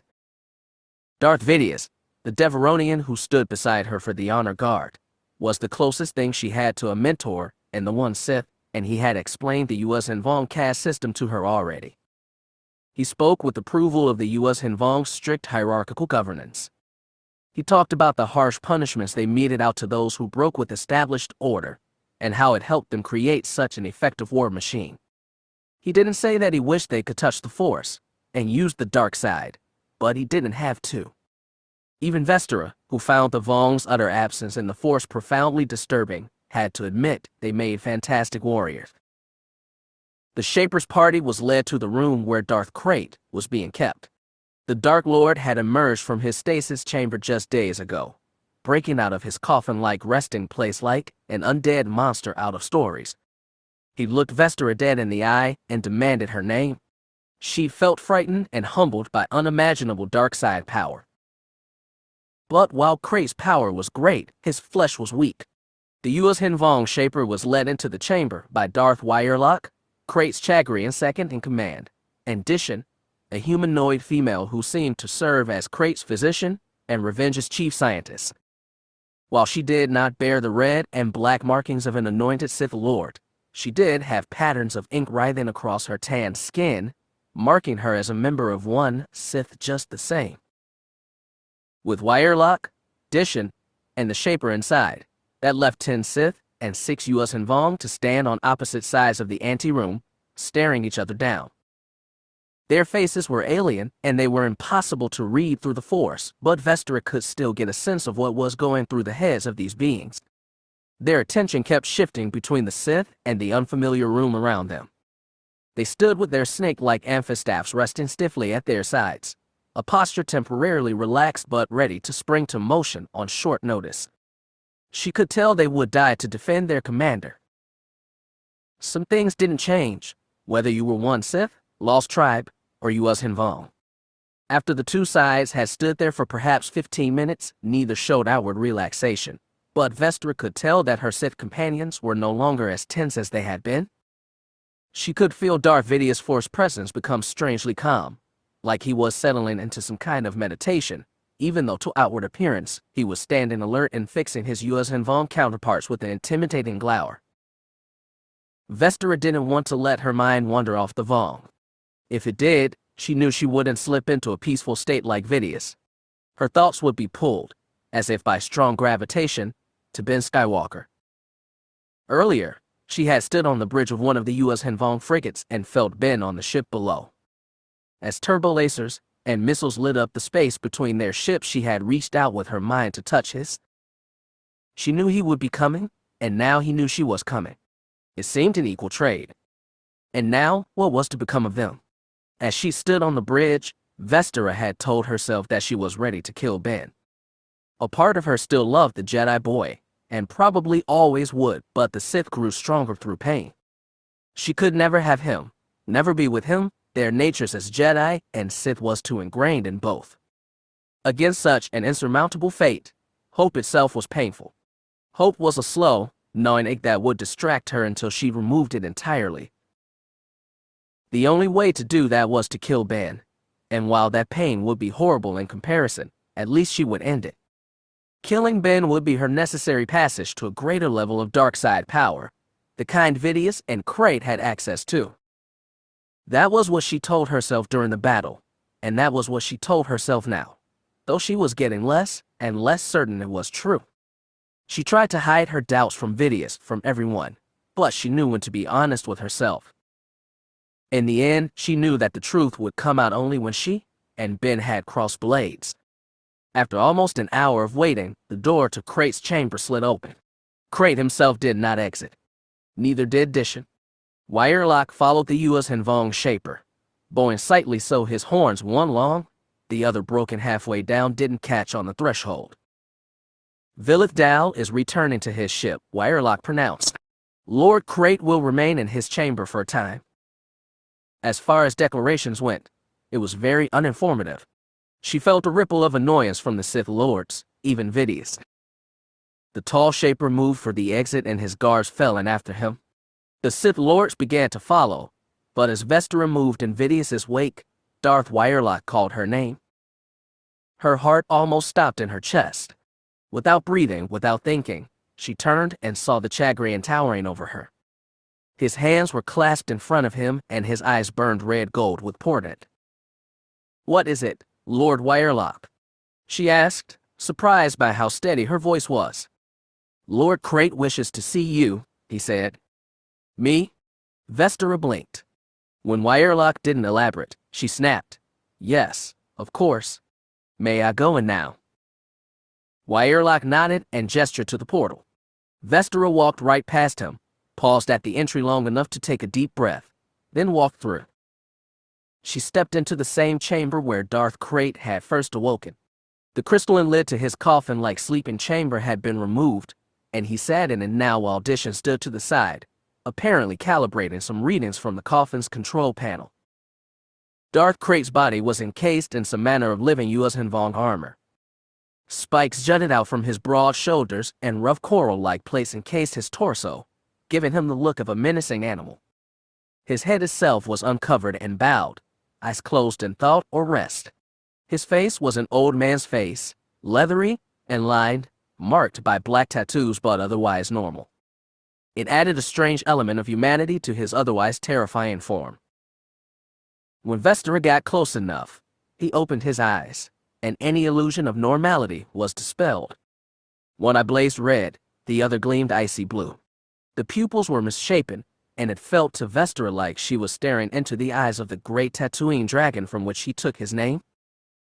"Leave us, Lady Dishan," Krait said. His voice was low and rasping, not thunderous like Wirelock's, but somehow more terrifying for its understatement. The scientist gave a short nod and quietly stepped out of the room. The portal hissed slightly as it closed, leaving Vestera alone with the dragon. Before she could say anything, Krait touched her mind. For an awful moment she saw a galaxy in flames, slaughter on Ossus, fire on Coruscant, oceans drifting with corpses. She felt the white agony of Yuuz Hanvong bio-machines tearing into her body, and the searing pain of a lightsaber cleaving off her right hand. She saw explosions blossom over a ring gas giant, heard a woman's desperate voice crackle over a comlink. She couldn't make out words, felt the hot light of twin suns on her back and the shifting of sand beneath her feet. For the tiniest fraction of a second, she saw a man in a vacuum suit floating untethered in space, alone over a bright, burning star. Then the moment was over and she reeled, gasping, dazed. She had known powerful Sith Lords from her own tribe, but their power was nothing compared with what this being radiated. He had been born nearly a century ago, survived wars and horrible calamities, undergone torture and imprisonment by the Yuuz Hanvong, all of which had acted as fire to forge an indomitable will. She had come to cling to the belief that through pain a Sith grew stronger. Until meeting Krait, she fostered the arrogant delusion that, in losing her tribe and her young love, she knew something about suffering. Now she realized she was just a child after all. Krait stared at her wordlessly. She didn't know for how long. She didn't dare move. She felt like an animal frozen before a predator, hoping it would go away. Finally, Krait said, "Tell me about Skywalker." Of course. The time she spent in the company of the Jedi Grandmaster and his son was probably the only reason Darth Vidius hadn't left her to die on Yavin 4. She didn't feel surprised or resentful. These one Sith sought to use her just as she sought to use them. Whoever finished with the other first would callously discard them. It was, after all, the Sith way. Do not think that is the only reason I called you here, Crate said, as if he'd read her mind. Maybe he had. The one Sith are not the Sith of old. I have traveled the galaxy, seeking those with talent and inclination toward the dark side of the Force, so that I might add their unique skills toward our collective effort of exterminating the Jedi and bringing order to the galaxy. I have inclination, Vestra said. I have talent too. Perhaps, Crate aloud. Tell me about Luke Skywalker. Where to begin? He was old, yet young. Naive, but cunning. He lost his foster parents, his wife, both of his nephews, so many students, yet he pressed ever onward in his quest to make the Jedi Order strong. And unlike Vestra's father, his strength and vision did not prevent him from sharing a close bond with his child. Until I met you, as she said, I thought he was the most powerful Force user alive. Both eyes narrowed. Are you flattering me, Lady Kai, or do you truly believe that I am stronger than he? I don't know, but you seem as strong in the dark side as he does in the light. And that dark side is stronger, isn't it? She didn't even know anymore. Maybe the light was better, but the light had never been within Vestra's reach. She was Sith, had always been Sith, and always would be. Trying to change had only brought her pain. My concern is not with Luke Skywalker, Crate said. Tell me about his son. Ben. Vestra could not hide her shock. What could Darth Crate want with Ben? Oh, Luke Skywalker's son was powerful, just like his father, but he was young, unpredictable, undisciplined in so many ways. He means something to you? Crate said simply. Yes. She couldn't lie, not to those dragon eyes. I thought I loved him. Then you loved him, Crate said simply. There is no shame in that. Love is pain, and pain makes one stronger. She could hear knowledge in his voice, deep and personal. She felt through the Force the dim echo of touches, smiles, loss, rage. All she could do was nod. A Skywalker stalks my dreams, Crate said. Sometimes he is armored in black and kneels before me. Other times we are locked in deadly combat. When I saw first him, he was in space above a battle-scarred world, all alone as he drifted through the stars. Vestra couldn't image Ben Skywalker kneeling before a Sith Lord. Then she remembered that flash of vision, of a man floating not over a scarred planet, but a bright star, and wondered what the connection was. Are you sure it was Ben? She asked. It was not, Crate said with finality. This Skywalker was a fully grown man. I remember a head of messy blonde curls, and a sneering, angry face. That doesn't sound like Ben. Yet it was a Skywalker. I know it. Even if that Skywalker is yet to be. His eyes had gone distant for a moment, but then they refocused on her. Tell me, is Ben the last Skywalker? He's Luke Skywalker's only son, yes. There is also Jaina, the child of Leia Organa Solo. She is a Skywalker too. I do not fear the children of Organa Solo, Crate said dismissively. The rabid fumbling of Darth Ketis sowed the seeds of discord we are about to exploit. No, it is the Skywalkers who must be dealt with. Lord Crate, Ben Skywalker is here. He's part of the Alliance fleet hunting us through the unknown regions. Not the renegade fleet, the other one that was sent to bring them down. Are you certain of this, Lady Kai? His gaze blazed gold and blue. Are you absolutely sure? Yes, Lord Crate. I would never mistake Ben for anyone else. Then you must find him, capture him, and bring him to me. Can you do that, Lady Kai? She couldn't look away from the dragon's eyes. She didn't know what his intent was, to interrogate Ben, or torture him, or try to turn him to the dark side, but she knew Ben would never relent. One way or another, he would be forced past his breaking point by Crate and die. And Vestra would be responsible for all his suffering and death. The agony Vidius had put her through during the battle in the nebula should have cleansed her of all her doubts, but it hadn't. Now, finally, standing in front of Crate, she found they were all gone. Maybe it was some kind of clever dark side trick, but she truly felt a conviction growing inside her. When she faced Ben Skywalker again, it would be painful. To capture him, deliver him to awful death at the hands of Crate, would be agony. But it was necessary. Pain was the only way to achieve the kind of power needed to remake herself into this new kind of Sith, a Sith on course to remake a galaxy and chaos. And maybe, when she had turned chaos to order, nothing could ever hurt her again. "I will do it, my lord," she said. "You can depend on it." Crate nodded in approval, like he saw everything, knew everything inside of her, and was pleased. In the end, Ben Skywalker would be nothing but her sacrifice.